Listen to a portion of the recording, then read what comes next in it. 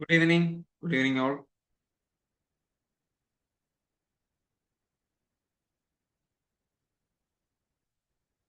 Good evening.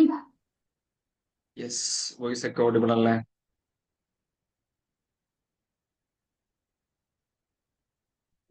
So നമുക്ക് start ചെയ്യാം. So last ക്ലാസ്സിൽ നമ്മൾ ഡിസ്കസ് ചെയ്തത് ക്ലൗഡ് കമ്പ്യൂട്ടിങ്ങിനെ പറ്റിയിട്ടായിരുന്നു. Obviously we did question practice also. അപ്പൊ ഈ ഒരു ടോപ്പിക്കില് ഈ ഒരു ചാപ്റ്ററിലെ ലാസ്റ്റ് ടോപ്പിക്കാണ് നമ്മളിപ്പോൾ ഡിസ്കസ് ചെയ്യാനായിട്ട് പോകുന്നത്. ബ്ലോക്ക് ചെയിൻ ടെക്നോളജി എന്നാണ് ടോപ്പിക്കിന്റെ പേര്. സോ ബ്ലോക്ക് ചെയിൻ എന്നുള്ളത് എല്ലാവരും കേട്ടിട്ടുണ്ടാവാൻ സാധ്യതയുള്ള ഒരു ടെർമിനോളജി അല്ല, മറിച്ച് ബിറ്റ് കോയിൻ എന്ന് പറയുന്ന ഒരു ക്രിപ്റ്റോ കറൻസിനെ പറ്റിയിട്ട് നിങ്ങൾ ചിലപ്പോൾ കേട്ടിട്ടുണ്ടായിരിക്കും. അത്യാവശ്യം പോപ്പുലർ ആണ്. ക്രിപ്റ്റോ കറൻസിനെ പോപ്പുലർ ആക്കിയത് തന്നെ ബിറ്റ് കോയിൻ ആണെന്ന് വേണമെങ്കിൽ പറയാം. സോ ആദ്യം തന്നെ ഈ ബ്ലോക്ക് ചെയിൻ ടെക്നോളജി പറയുമ്പോൾ ബിറ്റ് കോയിൻ പറയാതെ നമുക്കത് എന്ത് ചെയ്യാൻ പറ്റില്ല, പോകാൻ പറ്റില്ല. So what is block chain എന്ന് ചോദിച്ചു കഴിഞ്ഞാൽ it's A network of computers. ലോകത്തുള്ള മില്യൺസ് ഓഫ് കമ്പ്യൂട്ടേഴ്സിന്റെ ഒരു നെറ്റ്വർക്കാണ്, ഇന്റർ കണക്ഷൻ ആണ് ബ്ലോക്ക് ചെയിൻ നെറ്റ്വർക്ക് എന്ന് പറയുന്നത്. So there is A software, block chain software ഉണ്ട്. ഈ സോഫ്റ്റ്വെയറിലൂടെ ലോകത്തുള്ള millions and millions of computers, നമുക്ക് എണ്ണി തിട്ടപ്പെടുത്താൻ പറ്റാവുന്നതിനപ്പുറത്തേക്കാൾ അത്രയധികം കമ്പ്യൂട്ടേഴ്സ് ഈ ഒരു നെറ്റ്വർക്കിൽ ഇന്റർ കണക്റ്റഡ് ആണ്. ഇനി ഈ ഒരു നെറ്റ്വർക്ക് ചെയ്യുന്ന പരിപാടി എന്താണെന്ന് വെച്ച് കഴിഞ്ഞാൽ, നമ്മൾ ഈ ബ്ലോക്ക് ചെയിൻ ടെക്നോളജിയിലേക്ക് എന്ത് ട്രാൻസാക്ഷൻ അപ്ഡേറ്റ് ചെയ്താലും അപ്ലോഡ് ചെയ്താലും ആ ട്രാൻസാക്ഷന്റെ മുഴുവൻ വിവരങ്ങളും എത്ര കമ്പ്യൂട്ടേഴ്സ് ഈ നെറ്റ്വർക്കിൽ ഉണ്ടോ അത്രയും കമ്പ്യൂട്ടേഴ്സിലും അപ്ഡേറ്റ് ചെയ്യപ്പെടും. So let's imagine if there is 1 billion computers in this blockchain network. Block നെറ്റ്വർക്കിൽ 1 ബില്യൺ കമ്പ്യൂട്ടേഴ്സ് ഉണ്ടെങ്കിൽ ഞാൻ ഈ നെറ്റ്വർക്കിൽ കയറുന്നു, എന്റെ കമ്പ്യൂട്ടർ ഉപയോഗിച്ച്, അതായത് ഈ നെറ്റ്വർക്കിലുള്ള ഏതെങ്കിലും ഒരു കമ്പ്യൂട്ടർ ഉപയോഗിച്ച് ഞാനൊരു ട്രാൻസാക്ഷൻ എക്സിക്യൂട്ട് ചെയ്യുന്നു. ആ ട്രാൻസാക്ഷന്റെ വിവരങ്ങളെല്ലാം തന്നെ ആ 1 ബില്യൺ കമ്പ്യൂട്ടേഴ്സിൽ ഉണ്ടായിരിക്കും. അതാണ് ഈ ഒരു ടെക്നോളജിയുടെ ഏറ്റവും വലിയ പ്രത്യേകത. അതുകൊണ്ട് എന്താ അഡ്വാൻറ്റേജ്, എന്താ ഗുണങ്ങൾ എന്നുള്ളതൊക്കെ നമുക്ക് ഡിസ്കസ് ചെയ്യാം. സോ ഈ ബ്ലോക്ക് ചെയിൻ ടെക്നോളജിയിൽ ബിറ്റ് കോയിൻ നെറ്റ്വർക്ക് ആണ് ഏറ്റവും പോപ്പുലർ ആയിട്ടുള്ളത്. സോ ബിറ്റ് കോയിൻ എന്ന് പറഞ്ഞ ഒരു ക്രിപ്റ്റോ കറൻസിയാണ്. What is cryptocurrency? Cryptocurrency എന്ന് പറഞ്ഞു കഴിഞ്ഞാൽ ഫിസിക്കൽ എക്സിസ്റ്റൻസ് ഇല്ലാത്ത കറൻസിയാണ്. നമുക്ക് കാണാനോ തൊടാനോ സാധിക്കില്ല. നമ്മുടെ കയ്യിലിരിക്കുന്ന നോർമൽ കറൻസി എന്ന് പറഞ്ഞാൽ എങ്ങനെയാണ്? പ്രിന്റഡ് പേപ്പർ ആണ്, അല്ലേ? ബട്ട് നമ്മൾ ഒരു ഇന്ന വേ യു പി ഉപയോഗിക്കുന്നതിലൂടെ ഒരു ഡിജിറ്റൽ കറൻസിയാണ് ആക്ച്വലി ഉപയോഗിക്കുന്നത്. ഇപ്പൊ നിങ്ങൾ ഗൂഗിൾ പേയിലും ഫോൺ പേയിലും ഒക്കെ പേയ്മെന്റ് ചെയ്യുന്ന സമയത്ത് കയ്യിൽ കാശ് കൊണ്ട് നടക്കുന്നില്ല. അവിടെ ജസ്റ്റ് ഒരു ക്യു ആർ കോഡ് സ്കാൻ ചെയ്തോ യു പി ഐ ഡിയിലേക്കോ യു പി ഐ നമ്പറിലേക്കോ ഒന്നോ രണ്ടോ ക്ലിക്കിലൂടെ മാത്രം ഫണ്ട് ട്രാൻസ്ഫർ ചെയ്യാണ്. ഫിസിക്കൽ ട്രാൻസാക്ഷൻ നടക്കുന്നില്ല. മറിച്ച് എന്തായിരിക്കും സംഭവിക്കുക? നിങ്ങൾ ആരുടെ അക്കൗണ്ടിലേക്കാണോ പൈസ അയക്കുന്നത് അയാളുടെ അക്കൗണ്ടിന്റെ ബാലൻസിൽ ചേഞ്ച് വരും, നിങ്ങളുടെ അക്കൗണ്ടിന്റെ ബാലൻസിൽ ചേഞ്ച് വരും. ഒരു സ്പ്രെഡ് ആയിട്ട് കണക്കാക്കുകയാണെങ്കിൽ അവരുടെ സ്പ്രെഡ് കുറച്ച് ഡേറ്റ വാല്യൂസ് മാറും, നമ്മുടെ സ്പ്രെഡ് കുറച്ച് ഡേറ്റ വാല്യൂസ് മാറും. അങ്ങനെ ആ ഡേറ്റ മാത്രമേ മാറുന്നുള്ളൂ, അല്ലാതെ ഫിസിക്കലി എന്ത് ചെയ്യുന്നില്ല, ക്യാഷ് ട്രാൻസാക്ഷൻ നടക്കുന്നില്ല. അപ്പോൾ യു പി ഐ ഒരു ക്രിപ്റ്റോ കറൻസി എന്ന് പറയാൻ പറ്റില്ലെങ്കിൽ പോലും ക്രിപ്റ്റോ കറൻസിയുടെ അതേ കോൺസെപ്റ്റ് ഉള്ള ഒരു സംവിധാനമാണ് U P I. So basically cryptocurrency means it does not have a physical existence. So what is bitcoin then? Bitcoin is a kind of a cryptocurrency which is the most valuable cryptocurrency in the world. So ഇപ്പൊ ഇന്നത്തെ നമുക്ക് വില നോക്കാം. ഒരു ബിറ്റ്കോയിന്റെ വില എന്ന് പറയുന്നത് 63,95,164 രൂപയാണ്. ഇന്ത്യൻ റുപ്പിയിലുള്ള വിലയാണ്. അപ്പൊ ഇത് സെക്കൻഡറി മാർക്കറ്റ് ആണ്. ഇവിടെ നമ്മൾ ഇത് ട്രേഡ് ചെയ്യപ്പെടുന്നത് ഇപ്പൊ നമ്മൾ സ്റ്റോക്ക് മാർക്കറ്റിൽ നിന്ന് ഷെയർ വാങ്ങിക്കുന്നത് പോലെ തന്നെയാണ് ഇത് ക്രിപ്റ്റോ കറൻസീസ് അല്ലെങ്കിൽ ബിറ്റ് കോയിൻ ഒക്കെ ഇവിടെ ട്രേഡ് ചെയ്യപ്പെടുന്നത്. ഇതിന്റെ ഉത്ഭവം ഇവിടെ അല്ല, എവിടെയോ ഉണ്ടായ ഒരു സാധനത്തെ ആൾക്കാർ എന്ത് ചെയ്യുന്നു, സെക്കൻഡറി മാർക്കറ്റിൽ ഇട്ടിട്ട് എന്ത് ചെയ്യുന്നു, ട്രേഡ് ചെയ്യാണ്. ആ ട്രേഡിങ്ങിൽ ചെയ്യുന്ന സമയത്ത് സ്പെക്യുലേറ്റീവ് ആയിട്ട് ആളുകൾ ചിന്തിക്കുന്നത് കൊണ്ടുള്ള വാല്യൂ ആണിത്. അപ്പൊ ഇത് എന്നാണ് ആദ്യമായിട്ട് ലിസ്റ്റ് ചെയ്യപ്പെട്ടിട്ടുള്ളത് നോക്കാം. ദാറ്റ് വാസ് ഇൻ 2016 മെയ് 6 ആദ്യമായിട്ട് സെക്കൻഡറി മാർക്കറ്റിലേക്ക് ഇതിനെ എന്ത് ചെയ്യുന്നത്, ലിസ്റ്റ് ചെയ്യപ്പെടുന്നത്. അതായത് സാധാരണക്കാരായ ആളുകൾക്ക് ഇത് ട്രേഡ് ചെയ്യാനുള്ള ഒരു ഓപ്ഷൻ വരുന്നത് മെയ് 2016 ഇതിന്റെ ഉത്ഭവം എന്ന് പറയുന്നത് അതിനും കുറെ വർഷങ്ങൾക്ക് മുമ്പ് 2009 ഈ ബ്ലോക്ക് ചെയിൻ ടെക്നോളജിയും ബിറ്റ് കോയിൻ നെറ്റ്വർക്കും ഒക്കെ ആദ്യമായിട്ട് ഉണ്ടാവുന്നത് 2009. ഇതിന്റെ ഉപജ്ഞാതാവ് സട്ടോഷി നാക്കമോട്ടോ എന്നൊക്കെ പറഞ്ഞിട്ടുള്ള ഒരു പേരാണ്. അതൊരു ഇൻവിസിബിൾ പേഴ്സൺ ആണ്. ഒറിജിനൽ അയാളുടെ പേര് അതാണെന്നോ അല്ലെങ്കിൽ അയാളാണ് ഇതിന്റെ പിന്നിലെന്നുള്ളതൊന്നും ആർക്കും അറിയില്ല. ഇന്റർനെറ്റിൽ നോക്കിക്കഴിഞ്ഞാൽ കാണാൻ പറ്റുന്ന ഒരു പേര് അതാണ്. ബട്ട് ആ ആളുടെ ഐഡന്റിറ്റി എന്തല്ല, ഒറിജിനൽ ഐഡന്റിറ്റി വെളിപ്പെടുത്തിയിട്ടില്ല, ആരാണ് ഇത് സ്റ്റാർട്ട് ചെയ്തെന്നുള്ളത്. എങ്ങനെയാണ് ഈ ബിറ്റ് കോയിൻ ഉണ്ടാവുന്നത് എന്നുള്ളതൊക്കെ ഞാൻ പറഞ്ഞു തരാം. സോ ലെറ്റ്സ് ഇമാജിൻ 2016 ഇത് അത് ലിസ്റ്റ് ചെയ്തപ്പോൾ അതിന്റെ വാല്യൂ എന്ന് പറയുന്നത് 30,000 ഇന്ത്യൻ റുപ്പിയിൽ കണക്കാക്കുകയാണെങ്കിൽ 30,233 ആയിരുന്നു. 30,233 രൂപ. So let's imagine go back 10 years, അതായത് 10 വർഷമായി ബിറ്റ് കോയിൻ നിലവിൽ വന്നിട്ട്.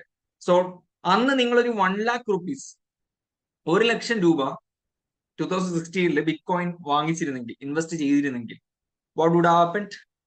നമ്മൾ 2026 വരെ ഒന്നും കാത്തിരിക്കേണ്ട. ഇവിടുത്തെ ഗ്രാഫ് നോക്കിയാൽ നിങ്ങൾക്ക് മനസ്സിലാവും, വളരെ ഗ്രാജുവൽ ആയിട്ടുള്ള ഇൻക്രീസ് ആണ് ഓവർ ദി ഇയേഴ്സ്. അതായത് 30 തുടങ്ങി പയ്യെ പയ്യെ ഓരോ വർഷം കഴിയുമ്പോൾ 40, 45 ആ റേഞ്ചിലാണ് പോകുന്നത്. അതിന് ഒരു പീക്ക് ഉണ്ടാവുന്നത് ഏകദേശം 2018-19 ടൈമിലാണ്. 2018 എന്ന് പറയുമ്പോൾ, ഈ 2019 എന്ന് പറയുമ്പോൾ കോവിഡ് ഒക്കെ ഉണ്ടാവുന്ന സമയത്താണ്. കോവിഡ് ടൈമിലാണ് ഈ ക്രിപ്റ്റോ കറൻസിയുടെ ഒരു പോപ്പുലാരിറ്റി കൂടുതലായിട്ട് വർദ്ധിക്കുന്നത്. സോ 30,000 തുടങ്ങിയ സാധനം 2018 ഒക്കെ ആയപ്പോൾ 4 lakh, 5 lakh range, even 10 lakh range ഒക്കെ ടച്ച് ചെയ്തിട്ടുണ്ടാവും. ഡിസംബർ 2027 നോക്കി കഴിഞ്ഞാൽ 10 ലക്ഷം ടച്ച് ചെയ്യും. സോ ഇമാജിൻ 2016 30,000, 1 ലക്ഷം രൂപ ഇൻവെസ്റ്റ് ചെയ്തിട്ടുണ്ടെങ്കിൽ അത്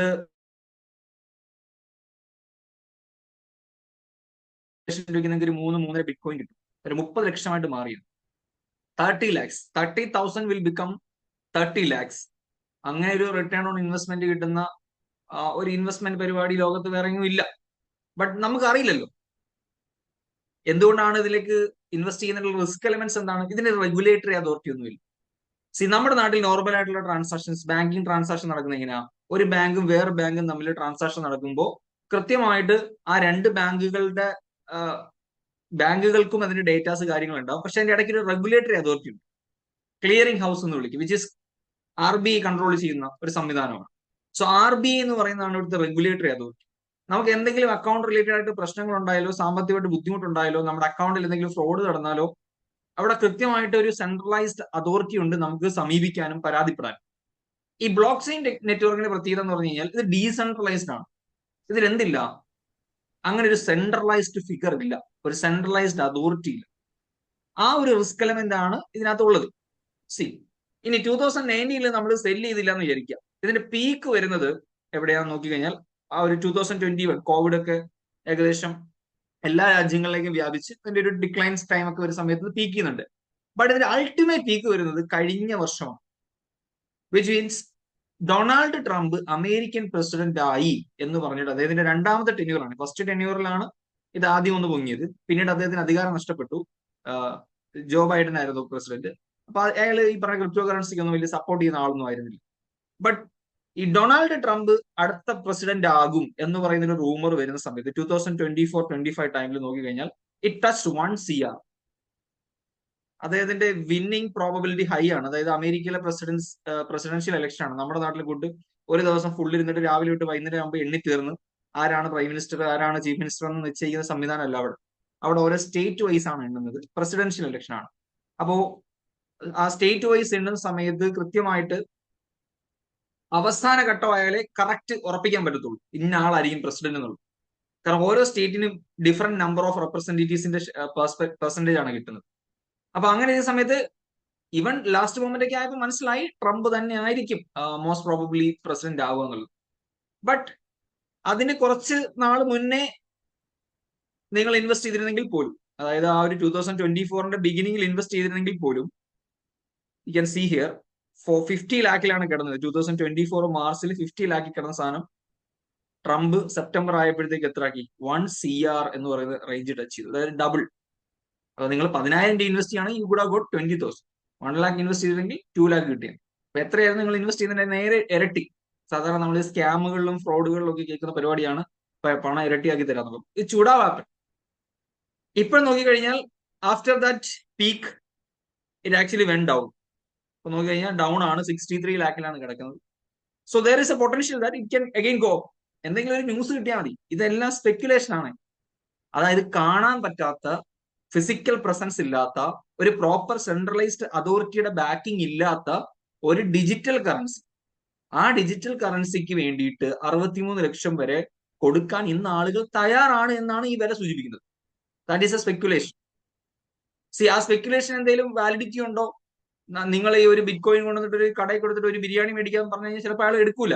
അങ്ങനെ എടുത്തില്ലെങ്കിൽ അതിനവിടെ മൂല്യമില്ല. ബട്ട് ആളുകൾ വിചാരിക്കുന്നത് this will be the future. ഫ്യൂച്ചറിൽ ക്രിപ്റ്റോ കറൻസി രാജ്യങ്ങളൊക്കെ അംഗീകരിക്കും. ഈവൻ ഗവൺമെന്റുകൾ പോലും അംഗീകരിക്കും. അങ്ങനെ ഒരു സിറ്റുവേഷൻ ഉണ്ടാവുമെന്ന് വിചാരിക്കാം.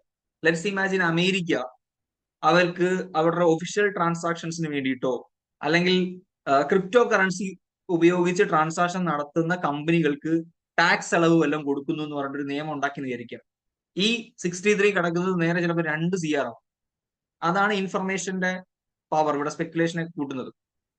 ഏതെങ്കിലും ഒരു സൂപ്പർ പവർഡ് ആയിട്ടുള്ള രാജ്യം ക്രിപ്റ്റോ കറൻസിനെ അംഗീകരിക്കുന്നു. അവരുടെ രാജ്യത്ത് സാധനങ്ങൾ വാങ്ങിക്കാനോ അല്ലെങ്കിൽ മറ്റെന്തെങ്കിലും ഒരു ആവശ്യത്തിന് വേണ്ടിയിട്ട് നിങ്ങൾക്ക് ക്രിപ്റ്റോ കറൻസി ഉപയോഗിച്ച് ട്രേഡ് ചെയ്യാം അല്ലെങ്കിൽ എക്സ്ചേഞ്ച് ആയിട്ട് ഉപയോഗിക്കാം എന്ന് പറഞ്ഞു കഴിഞ്ഞാൽ ഇതിന്റെ വില വീണ്ടും സ്കൈ റോക്കറ്റ് ചെയ്യപ്പെടും. ഇനി ഒരുപാട് ക്രിപ്റ്റോ കറൻസീസ് ഉണ്ട്, പക്ഷേ ബിറ്റ്കോയിന് മാത്രമാണ് ഇത്രയും വിലയുള്ളത്. അതെന്തുകൊണ്ടായിരിക്കും? വേറെയും ക്രിപ്റ്റോ കറൻസീസ് ഉണ്ട്. U can C next best എന്ന് പറയുന്നത് എതേറിയം എന്ന് പറയുന്ന മറ്റൊരു ക്രിപ്റ്റോ കറൻസിയാണ്. 1,86,300 അതിന്റെ ഒരു മാക്സ് എടുത്തു നോക്കി കഴിഞ്ഞാൽ സ്റ്റാർട്ടഡ് അറൌണ്ട് 2017 ആണ് വന്നത്. 11,451 രൂപ, 11,451 ആയിരുന്നു വില. അവിടെ നിന്ന് ആ ഒരു 2021 വരെ ഇങ്ങനെ പോയിക്കൊണ്ടിരിക്കുക. പക്ഷെ അവിടെ നിന്നാണ് പിന്നെ എന്ത് ചെയ്യുന്നത്, റവല്യൂഷൻ സ്റ്റാർട്ട് ചെയ്യുന്നത്. ഡിജിറ്റൽ കറൻസി, ക്രിപ്റ്റോ കറൻസി എന്ന് പറയുന്നത് പോപ്പുലർ ഒരു ഫെനോമിനായിട്ട് മാറുന്നു. ഇതിന്റെയും മാക്സിമം ഒക്കെ ടച്ച് ചെയ്ത് കഴിഞ്ഞത് 4 lakh 5 lakh റേഞ്ച് ഒക്കെ പോയിട്ടുണ്ടായിരുന്നു. പിന്നാണ് ഡിപ്പായത്. 4 lakh ടച്ച് ചെയ്തിട്ടുണ്ട്. ഇപ്പൊ 186 സോ ഇപ്പൊ മാർക്കറ്റ് ഇടിഞ്ഞിരിക്കുക. ഇപ്പൊ പർച്ചേസ് ചെയ്ത് കഴിഞ്ഞാൽ ഒബ്വിയസ്ലി അടുത്തൊരു പീക്ക് വരുമ്പോൾ എക്സിറ്റ് അടിക്കുമ്പോൾ റീസണബിൾ പ്രോഫിറ്റ് ഉണ്ടാക്കാൻ സാധിക്കും. ബട്ട് റിസ്ക് ഉണ്ട്. നമ്മൾ മറ്റേ മ്യൂച്വൽ ഫണ്ട്സിന്റെ പരസ്യത്തിൽ പറയുമല്ലോ, mutual fund is subject to market risk, please read the documents carefully എന്ന് പറയുന്ന പോലെ obviously the risk is there.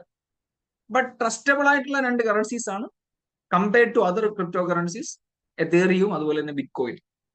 ഇനി ഇതിനേക്കാൾ വില കുറഞ്ഞ ഡമ്മി കോയിൻസ് ഉണ്ട്. ഡോജ് കോയിൻ എന്ന് പറഞ്ഞിട്ടൊരു കോയിൻ ഉണ്ട്. ഡോജ് കോയിന്റെ വില നോക്കുക 8.44.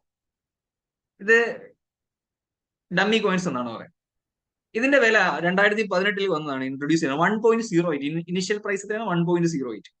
ബട്ട് യു ക്യാൻ സി വളരെ ഫ്ലാറ്റ് ആയിട്ട് പോയി 1.08 അത് പിന്നെ ഇടിഞ്ഞ് 0.17 ഒക്കെ ആയിട്ടുണ്ട്. 0.15 0.17 0.15 ആയി എന്നൊക്കെ പറഞ്ഞ അവസ്ഥയിൽ ചെയ്ത് നിങ്ങളൊരു 1000 രൂപ ഇൻവെസ്റ്റ് ചെയ്താൽ പോലും നിങ്ങൾക്ക് 10,000 25,000 ഷെയർസ് കിട്ടും. അതായത് 0.1 അല്ലേ. അപ്പൊ 10,000 രൂപ കൊടുത്തു കഴിഞ്ഞാൽ നിങ്ങൾക്ക് 1 ലക്ഷം ഷെയർ ഒക്കെ കിട്ടും. 1 ലക്ഷം ഷെയർ ആയുള്ള 10,000 രൂപ കൊടുത്തിട്ട് അത് 1 ലക്ഷം ഷെയർ കിട്ടിക്കഴിഞ്ഞാൽ അഡ്വാൻറ്റേജ് എന്താ? എന്തെങ്കിലും ഇതിന്റെ വില 1 രൂപയായി കഴിഞ്ഞാൽ 1 lakh into 1 lakh rupees ആയി. You invested 10,000 you get 1 lakh. സോ ആ ഒരു പ്രോസ്പെക്റ്റിലാണ് ആൾക്കാർ ഇൻവെസ്റ്റ് ചെയ്തത്, ഏറ്റവും ചീപ്പസ്റ്റ് സാധനം എന്നുള്ള രീതിയിൽ. സോ ഇവിടെ ഇത് വലിയ പച്ച പിടിക്കാതെ ഇങ്ങനെ 0.15 0.156 കിടന്നുകൊണ്ടൊരു സാധനം ഒരു ഹ്യൂജ് ബുർജ് ഖലീഫയുടെ കൂട്ടൊരു പൊക്കം വന്നേക്കുന്നുണ്ടോ? എത്രയാണ് മാക്സിമം ടച്ച് ചെയ്തിരിക്കുന്നത്? 40 ടച്ച് ചെയ്തിട്ടുണ്ട് ആ സമയം. കറക്റ്റ് കാണാൻ പറ്റുന്നില്ല. എന്തായാലും എന്റെ ഓർമ്മയിൽ ഒരു 40 rupees ടച്ച് ചെയ്തിട്ടുണ്ട്. So what happen here is എക്സിന്റെ ഓണറായി, ട്വിറ്ററിന്റെ ഓണറായിട്ട് എലോൺ മസ്ക് പെട്ടെന്ന് ഒരു ദിവസം അദ്ദേഹം ട്വിറ്ററിൽ കയറിയിട്ട് ഈ കോയിന്റെ പേര് ജസ്റ്റ് ട്വീറ്റ് ചെയ്തു. #Doge coin, DOG coin. വേറെ ഒന്നുമില്ല. പുള്ളിക്കാരൻ വേറെ ഒരു ഇത് വാങ്ങണമെന്നോ വിൽക്കണമെന്നോ ഇത് അടുത്ത എന്തെങ്കിലും സംഭവമാണെന്നോ ഒന്നും പറഞ്ഞിട്ടില്ല. എലോൺ മസ്ക് അയാളുടെ ട്വിറ്ററിൽ ഇങ്ങനെ ഒരു ട്വീറ്റ് മാത്രമേ ഇട്ടതേ ഉള്ളൂ. അപ്പൊ ഈ ഇൻഫ്ലുവൻഷ്യൽ പീപ്പിളിന്റെ ഒരു പവർ അതാണ്. ഇത്രയും ലോകത്തിലെ ഏറ്റവും സമ്പന്നനായ വ്യക്തി, അയാള് ഈ ഒരു കോയിനെ പറ്റി, കുറെ കോയിൻസ് ഉണ്ടല്ലോ, ഈ ഒരു കോയിനെ പറ്റി പെട്ടെന്നൊരു ട്വീറ്റ് ഇട്ട് കണ്ടപ്പോ എന്താ ആളുകൾ വിചാരിക്കുക? The market will shake. Next big thing ഇതായിരിക്കും. ബിറ്റ് കോയിന്റെ കൂട്ട് അടുത്തതായിട്ട് വില കൂടാൻ പോകുന്ന അടുത്ത നെക്സ്റ്റ് ബിറ്റ് കോയിൻ ആണെന്നുള്ള പെർസ്പെക്റ്റീവിലായിരിക്കും ആൾക്കാർ ചിന്തിക്കുക. അങ്ങനെ ചിന്തിച്ചത് കൊണ്ടാണ് അതിന്റെ വില 0.15 24 കടന്നതിന്റെ വില ഈ ഒരു പോക്ക് പോയിട്ട് 40 ടച്ച് ചെയ്തു. So imagine A person who are invested suppose 50,000, അതിന് 0.12 ഒക്കെ ഉള്ള സമയത്ത് 50,000 രൂപ ഇൻവെസ്റ്റ് ചെയ്തിട്ടുണ്ടായിരുന്നു. 50,000 വെച്ച് 0.2 അടിക്കുമ്പോൾ ഏകദേശം ഒരു 1 ലക്ഷത്തിന് മുകളിൽ ഷെയർ എന്തായാലും കിട്ടും. 1 ലക്ഷം ഇൻറ്റു 40 രൂപ അടിച്ചു നോക്ക് എത്രയായിരിക്കും? 40 lakh ആയി. So you invest 1 lakh and you get 40 lakh. വേറെ എവിടെങ്കിലും ഇതുമാതിരി റിട്ടേൺ ഓൺ ഇൻവെസ്റ്റ്മെന്റ് കിട്ടും? കിട്ടില്ല. ഇനി എലോൺ മസ്ക് എന്തിനായിരിക്കും ഈ കോയിൻ ട്വീറ്റ് ചെയ്തത്? ഈ ട്വീറ്റ് ഇടുന്നതിന് മുമ്പ് തീർച്ചയായിട്ടും അയാൾ എന്ത് ചെയ്തിട്ടുണ്ടാവും? ഒരു ഹ്യൂജ് എമൗണ്ട് ഈ കോയിൻ ഇൻവെസ്റ്റ് ചെയ്തിട്ടുണ്ടാവും. So which means he have acquired അല്ലെങ്കിൽ purchased a large quantity of these coins. എന്നിട്ട് ഇയാൾക്ക് അറിയാം, അയാൾ ഡീറ്റ് ഇട്ട് കഴിഞ്ഞാൽ ബാക്കിയുള്ള മണ്ടന്മാരും കൂടെ എന്ത് ചെയ്യും? പോയിട്ട് ഇത് വാങ്ങിക്കും. അങ്ങനെ വാങ്ങിക്കുന്ന സമയത്ത് സ്വാഭാവികമായിട്ടും ഇതിന്റെ വില എന്ത് ചെയ്യും? സ്കൈ റോക്കറ്റ് ചെയ്യും. അതിനെ കൊണ്ട് പറ്റാവുന്ന ലെവലിൽ ഹൈപ്പ് കയറും. ആ ഹൈപ്പ് കയറി കഴിയുമ്പോൾ മസ്ക് എന്ത് ചെയ്തിട്ടുണ്ടാവും? അയാളുടെ ടാർഗറ്റഡ് പ്രോഫിറ്റ് അച്ചീവ് ചെയ്തു. ഇതിന്റെ വില കൂടി കൂടി കൂടി അയാൾ ഇതിനെ കാണുന്ന ഒരു മാക്സിമം ടാർഗറ്റ് വെച്ചിട്ടുണ്ടാവും. ആ ടാർഗറ്റ് അച്ചീവ് ചെയ്യുമ്പോൾ അയാളുടെ ഷെയർസ് വിറ്റൊഴിയും. So he will be making huge money. അയാൾ ബില്യൺസ് ഉണ്ടാക്കി കാണും ആ ഒരു സിംഗിൾ ട്വീറ്റിലൂടെ. ഇതാണ് ഈ ഇൻഫ്ലുവൻസ് ഉള്ള ആൾക്കാർ ചെയ്യുന്ന പരിപാടി. ഇതേ പരിപാടിയാണ് പണ്ട് സ്കാം 1992 എന്ന് പറഞ്ഞിട്ട് നമ്മുടെ നാട്ടിലെ ഹർഷത് മേത്തയും ചെയ്തുകൊണ്ടിരുന്നത്. അയാൾ ചെയ്തതിനകത്ത് എക്സ്ട്രാ സ്പെഷ്യാലിറ്റി എന്ന് വെച്ച് കഴിഞ്ഞാൽ സ്വന്തം പൈസ ഉപയോഗിക്കാതെ SBIയുടെ പൈസ ഉപയോഗിച്ചിട്ടുണ്ട്. SBI ബാങ്കിന്റെ ബാങ്ക് റെസിപ്റ്റ് ഉപയോഗിച്ചുകൊണ്ട് അതിൽ പൈസ മറച്ചിട്ട് ഇതുപോലെ സ്റ്റോക്ക് മാർക്കറ്റിൽ ഒരു ഗുണവും ഇല്ലാത്ത ചില കമ്പനികളുടെ ഷെയർസ് പർച്ചേസ് ചെയ്തു. എന്നിട്ട് ഇയാളുടെ തന്നെ കൺസൾട്ടൻസി വഴി എന്ത് ചെയ്യും? ഈ ഷെയർ വാങ്ങിക്കുന്ന ആളുകൾക്ക് അഡ്വൈസ് കൊടുക്കും. ഈ കമ്പനിയുടെ ഷെയർ ഇപ്പൊ കയറാൻ പോവാണ്, നിങ്ങൾ ഇപ്പൊ ചാടി കയറി മേടിച്ചോളാൻ പറയും. അങ്ങനെ ആൾക്കാരെ കൊണ്ടല്ല ഇത് വാങ്ങിപ്പിച്ച് അതിന്റെ ഇയാൾ ഉദ്ദേശിക്കുന്ന ലെവൽ ഓഫ് പ്രൈസ് എത്തുന്ന സമയത്ത് നൈസായിട്ട് പുള്ളി ഇത് സെല്ല് ചെയ്തിട്ട് പ്രോഫിറ്റ് എടുക്കും. SBIയുടെ പൈസ SBIയുടെ തിരിച്ചു കൊടുക്കും. ഇയാളുടെ പ്രോഫിറ്റ് ഇയാൾ കൊടുക്കും. ഇതാണ് ഹർഷത് മേത്ത ചെയ്തുകൊണ്ടിരുന്നത്. ബട്ട് ഫോർച്ചുനേറ്റ്ലി പിടിക്കപ്പെട്ടു, പുള്ളി അറസ്റ്റ് ആയി. സോ ഇതൊക്കെ ഡമ്മി കോയിനാണ്. ഇതിനകത്തൊന്നും നമുക്ക് ഒരിക്കലും ട്രസ്റ്റ് പറയാൻ പറ്റില്ല. നാളെ പെട്ടെന്ന് ഒരു ദിവസം ഈ കോയിൻ ആണെങ്കിൽ അപ്രത്യക്ഷമാവും. അതാണ് ഇതിന്റെ റിസ്ക് എന്ന് പറയുന്നത്. നമ്മൾ ഇതൊക്കെ പർച്ചേസ് ചെയ്യുന്ന സെക്കൻഡറി മാർക്കറ്റ് ആണെന്ന് പറഞ്ഞു. കുറെ ആപ്പ് ഉണ്ട്. ഇപ്പൊ നമ്മൾ ഷെയറിന് സെറോദ, അപ്സ്റ്റോക്സ്, ഗ്രോ പോലത്തെ ആപ്പുകൾ ഉപയോഗിക്കുന്നത് പോലെ ഈ ക്രിപ്റ്റോ കറൻസിയും ഇതുപോലെ കുറെ ആപ്പുകളുണ്ട്.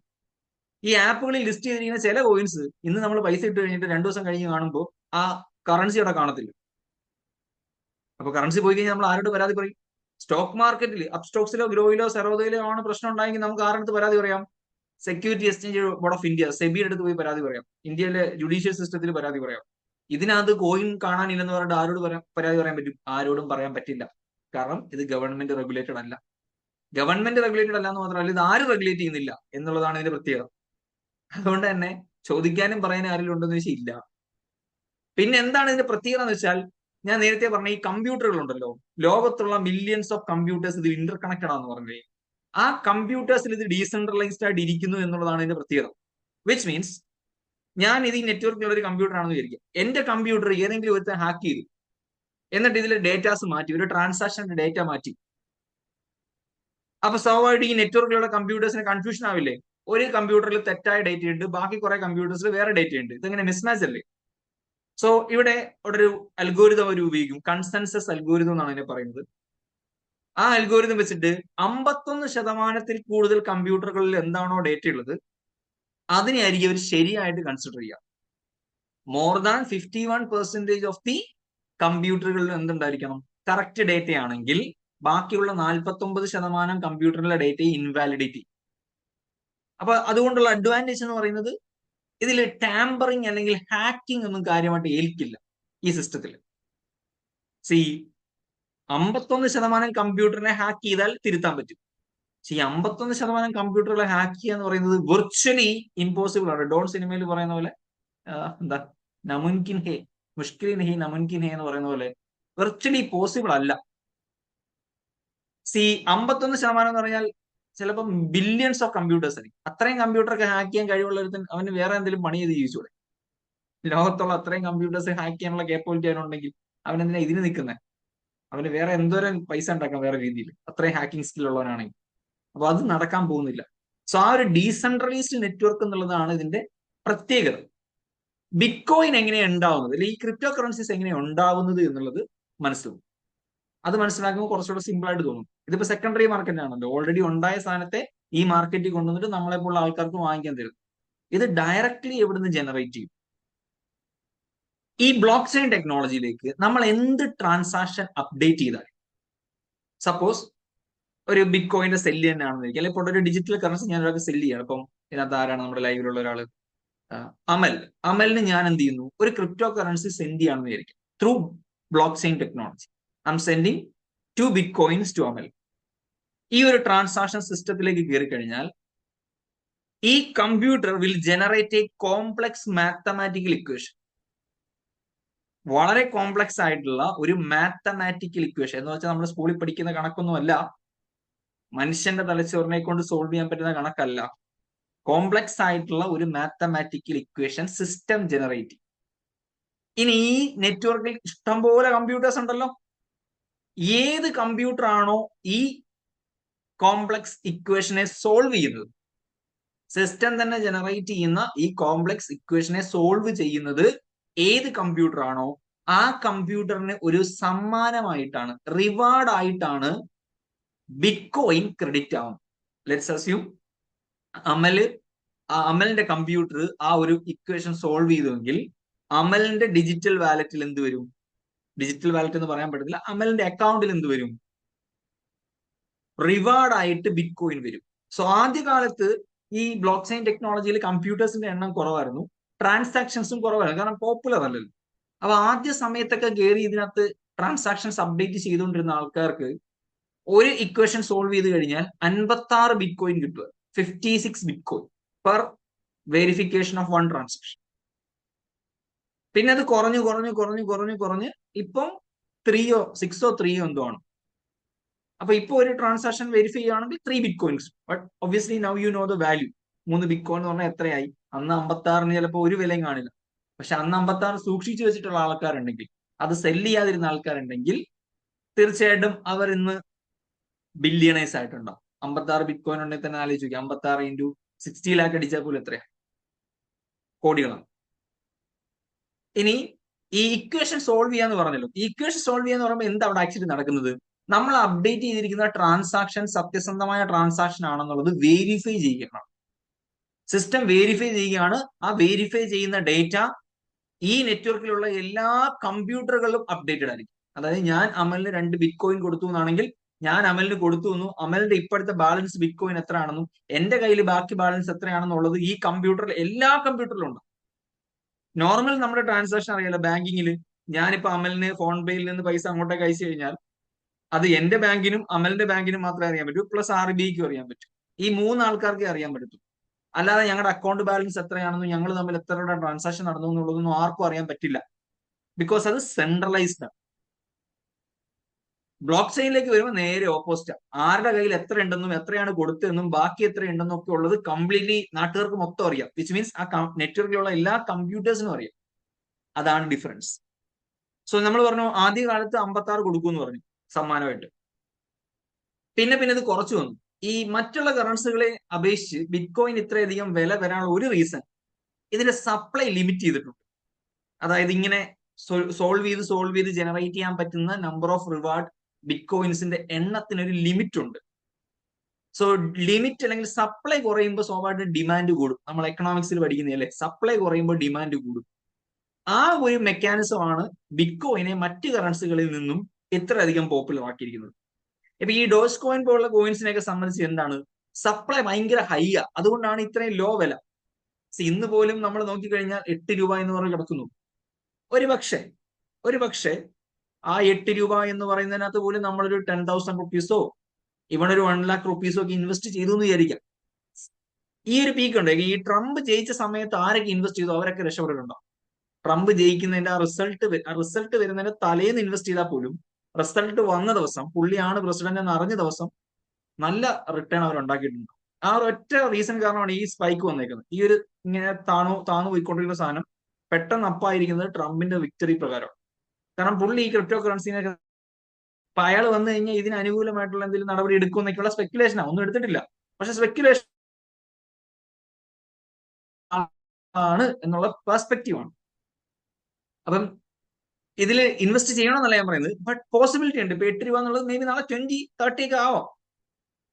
ഓ, ഒരു ലോങ് ടൈം പെർസ്പെക്റ്റീവിൽ ചിലപ്പോൾ കിട്ടാം. ബട്ട് ഇതിന്റെയൊക്കെ സപ്ലൈ കൂടുതലാണ്, അതുകൊണ്ടാണ് ഇതിന്റെയൊക്കെ വില ഇത്രയും കുറവ്. അപ്പൊ ഇതിനൊക്കെ ബിറ്റ് കോയിന്റെ കൂട്ട് ഇതിന് ലക്ഷങ്ങളൊക്കെ വാല്യൂ വരുന്ന ഒരു കാലഘട്ടം ഉണ്ടാവുന്ന വെച്ചാൽ വിർച്വലി അഗെയിൻ ഇമ്പോസിബിൾ ആണ്. അങ്ങനെ ഉണ്ടാവണമെങ്കിൽ എന്ത് സംഭവിക്കണം? ഇപ്പൊ ബിറ്റ് കോയിനിലൊക്കെ ആൾക്കാർ ഇൻവെസ്റ്റ് ചെയ്തിരിക്കുന്നതിനേക്കാൾ കൂടുതൽ എന്ത് ചെയ്യേണ്ടി വരും? ഈ കറൻസിയിലൊക്കെ ഇൻവെസ്റ്റ് ചെയ്യേണ്ടി വരും. അത് നടക്കാൻ പോകുന്നില്ല. കാരണം എന്താ? അതുപോലെ ട്രസ്റ്റ് വർത്തി അല്ല. അപ്പൊ ഈ ആദ്യകാലത്ത് ഇക്വേഷൻ സോൾവ് ചെയ്യാനായിട്ട് നമുക്ക് ഒരു പേഴ്സണൽ കമ്പ്യൂട്ടർ അല്ലെങ്കിൽ ഒരു 10 പേഴ്സണൽ കമ്പ്യൂട്ടർ ഒക്കെ ഉണ്ടാണെങ്കിൽ മതിയായിരുന്നു. പേഴ്സണൽ കമ്പ്യൂട്ടർ എന്ന് പറഞ്ഞാൽ PC. കമ്പ്യൂട്ടർ എന്ന് പറയുമ്പോൾ നിങ്ങൾ മറ്റേ മോണിറ്റർ അല്ല നമ്മൾ ഈ കമ്പ്യൂട്ടർ എന്ന് ഉദ്ദേശിക്കുന്നത്. നമ്മുടെ CPU ആണ് കമ്പ്യൂട്ടർ ആക്ച്വലി. അതിനുള്ളിലാണ് ഈ പ്രവർത്തനമൊക്കെ നടക്കുന്നത്, നമ്മുടെ പ്രോസസ് എല്ലാം നടക്കും. അപ്പൊ അതുപോലത്തെ ഒരു 10 ഉണ്ടായിരുന്നെങ്കിൽ ആദ്യ കാലത്ത് പോസിബിൾ ആയിരുന്നു. പക്ഷെ ഇന്ന് അതിന്റെ മാഗ്നിറ്റ്യൂഡ് എന്ന് പറയുന്നത് ഹൈയ. അപ്പൊ അതിന്റെ ഒരു PDF നിങ്ങൾക്ക് ഒരു വീഡിയോ കാണാൻ പറ്റും. ഞാനിപ്പോ വീഡിയോ പ്ലേ ചെയ്യുന്നില്ല, കാരണം ലാഗ് ഉണ്ടാവും. സി കാണുന്നുണ്ടോ? ഇതാണ് മൈനേഴ്സ് എന്ന് പറയുന്നത്. ഇതുപോലത്തെ ഇത് കമ്പ്യൂട്ടേഴ്സ്, അസിക് മൈനസ് അസിക് കമ്പ്യൂട്ടേഴ്സ് എന്ന് പറയും, ASIC ടെക്നിക്കൽ ടൈം. ഈ കാണുന്ന ഡിവൈസുകൾ വെച്ചിട്ടാണ് ഇന്ന് ബിറ്റ് കോയിൻ എന്ത് ചെയ്യുന്നത്, മൈൻ ചെയ്തെടുക്കുന്നത്. മൈൻ ചെയ്തെടുക്കുക എന്ന് പറഞ്ഞാൽ എന്താ, നമ്മൾ നേരത്തെ പറഞ്ഞ കോംപ്ലക്സ് ആയിട്ടുള്ള സിസ്റ്റം ജനറേറ്റ് ചെയ്യുന്ന അൽഗോരിതം സോൾവ് ചെയ്യുകയാണ്. അപ്പൊ പണ്ടൊരു 10 പേരുടെ പേഴ്സണൽ കമ്പ്യൂട്ടർ കൊണ്ട് ചെയ്യാൻ പറ്റുന്ന ഒരു കാര്യം ഇന്ന് അതിന്റെയൊക്കെ ഒരു ബിൽഡിംഗ് ഒക്കെ കണ്ടു കഴിഞ്ഞാൽ 10 ഫുട്ബോൾ സ്റ്റേഡിയത്തിന്റെ വലിപ്പം ഉണ്ടായിരിക്കും.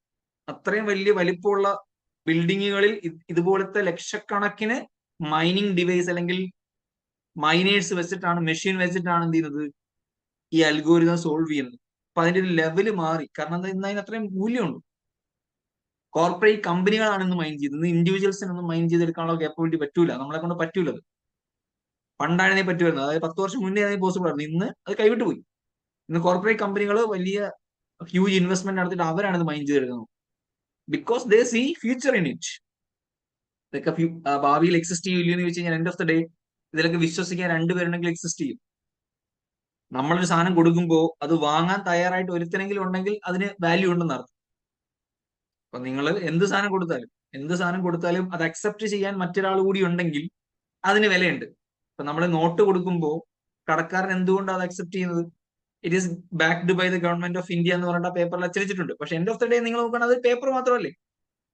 അപ്പൊ അയാൾ അതിലൊരു വാല്യൂ കാണുന്നത് കൊണ്ടാണ് അക്സെപ്റ്റ് ചെയ്യുന്നത്. അതേസമയം നിങ്ങളുടെ അക്കൗണ്ടിൽ 10 ലക്ഷം രൂപ ഉണ്ട്, പക്ഷെ നിങ്ങൾ കടയിൽ പോയി കയ്യിൽ കാശില്ല, ആ കടയിൽ ഗൂഗിൾ പേ എടുക്കത്തുമില്ല, UPI അക്സെപ്റ്റഡ് അല്ല. അങ്ങനെയാണെങ്കിൽ നിങ്ങളുടെ അക്കൗണ്ടിൽ കിടക്കുന്ന 10 ലക്ഷത്തിന് അവിടെ മൂല്യമുണ്ടോ? ഇല്ല. അപ്പൊ അക്സെപ്റ്റ് ചെയ്യാൻ ഒരാൾ ഉണ്ടെന്നുണ്ടെങ്കിൽ ഇത് നിലനിൽക്കും. ഇപ്പൊ ക്രിപ്റ്റോ കറൻസി അങ്ങനെ തന്നെയാണ്. ഫ്യൂച്ചറിൽ അതിന് എക്സിസ്റ്റൻസ് ഉണ്ടാവും. അത് ഈ പറഞ്ഞ ബിറ്റ് കോയിൻ ആയിരിക്കുമോ പോപ്പുലർ ആയിട്ട് യൂട്ടിലൈസ് ചെയ്യുന്നതെന്നൊന്നും പറയാൻ പറ്റില്ലെങ്കിൽ പോലും തീർച്ചയായിട്ടും എക്സിസ്റ്റ് ചെയ്യാൻ സാധ്യതയുണ്ട്. ബട്ട് അതിന് ഒരു പ്രോപ്പർ റെഗുലേറ്ററി സംവിധാനം വേണം. പറഞ്ഞ പോലെ പ്രശ്നങ്ങളൊക്കെ ഉണ്ടായി കഴിഞ്ഞാൽ പരാതിപ്പെടാനുള്ള സംവിധാനം വേണം. കറന്റ്ലി എല്ലാവരും കൺഫ്യൂസ്ഡ് സ്റ്റേറ്റില്ല. ആരും ഇതിന്റെ അവകാശമൊന്നും ഏറ്റെടുത്തിട്ടില്ല. അത് ആരുടെ അണ്ടറിൽ വരും ഇത് എന്നുള്ളതൊന്നും കൃത്യമായിട്ട് ഡിസൈഡ് ചെയ്തിട്ടില്ല. ഇന്ത്യയിൽ എനിക്ക് കഴിഞ്ഞതിന്റെ അങ്ങേ ബജറ്റിലാണെന്ന് തോന്നുന്നു Nirmala Sitharaman India digital currency ഇറക്കുമെന്നൊക്കെ പറഞ്ഞിട്ടൊരു ഇത് സംഭവം ചെയ്തിട്ടുണ്ടായിരുന്നു. RBI ആയിട്ട് തന്നെ ഒരു ഡിജിറ്റൽ കറൻസി ഇറക്കുമെന്നൊക്കെ പറഞ്ഞിട്ടുണ്ടായിരുന്നു. നിലവിൽ വന്നിട്ടില്ല ഒന്നും. സോ മൈനിങ് എന്ന് പറയുന്നത് ഈ ലെവലായി. ഇത്രയും വലിയ സൂപ്പർ പവേർഡ് മെഷീൻസ് വെച്ചിട്ടാണ് ഞാൻ നേരത്തെ പറഞ്ഞ ഈ കോംപ്ലക്സ് മാത്തമാറ്റിക്കൽ ഇക്വേഷൻസ് സോൾവ് ചെയ്യുന്നത്. ഈ മാത്തമാറ്റിക്കൽ ഇക്വേഷൻ എന്ന് പറഞ്ഞാൽ നമ്മൾ ചെയ്യുന്ന കണക്കല്ല കേട്ടോ. കമ്പ്യൂട്ടർ ജനറേറ്റ് ചെയ്യുന്ന ഒരു അൽഗോരിതമാണ്. ആ അൽഗോരിതം എന്ത് ചെയ്യുക, സോൾവ് ചെയ്യുക എന്നുള്ളത്. It's very difficult. ഇപ്പൊ ഇത്രയും വലിയ സെറ്റപ്പ് ഒക്കെ വെച്ചിട്ട് ഇപ്പൊ ഇതൊരു കമ്പനി ചെയ്യുന്നതാണെങ്കിൽ ഇത്രയും വലിയ മൈനേഴ്സ് ഉപയോഗിച്ചിട്ട് ഒരു കമ്പനി ഇങ്ങനെ ബിറ്റ് കോയിൻ റിവാർഡായിട്ട് കിട്ടാൻ വേണ്ടി ശ്രമിക്കുകയാണെന്ന് ഇരിക്കുക. അതിനർത്ഥം ഇവർക്ക് കിട്ടുമെന്നല്ല. ഇതിനേക്കാൾ മുന്നേ വേറെടുത്തവന് കിട്ടുവാണെങ്കിൽ അവനായിരിക്കും അത് റിവാർഡായിട്ട് പോകുന്നത്. But the demand is because the supply is limited. മറ്റുള്ള കോയിൻസിനെ വെച്ചിട്ട് എന്താണ്, സപ്ലൈ ലിമിറ്റഡ് ആണ്. തീരെ വാല്യൂ ഇല്ലാത്തൊരു സാധനമുണ്ട്, ഷൈബ ഇനു എന്ന് പറഞ്ഞൊരു കോയിൻ ഉണ്ട്. ബിറ്റ് കോയിൻ ഒന്നുമല്ല, എല്ലാത്തിന്റെയും കൂടെ ഈ ബിറ്റ് കോയിൻ എന്നാണ് പറയുന്നത്.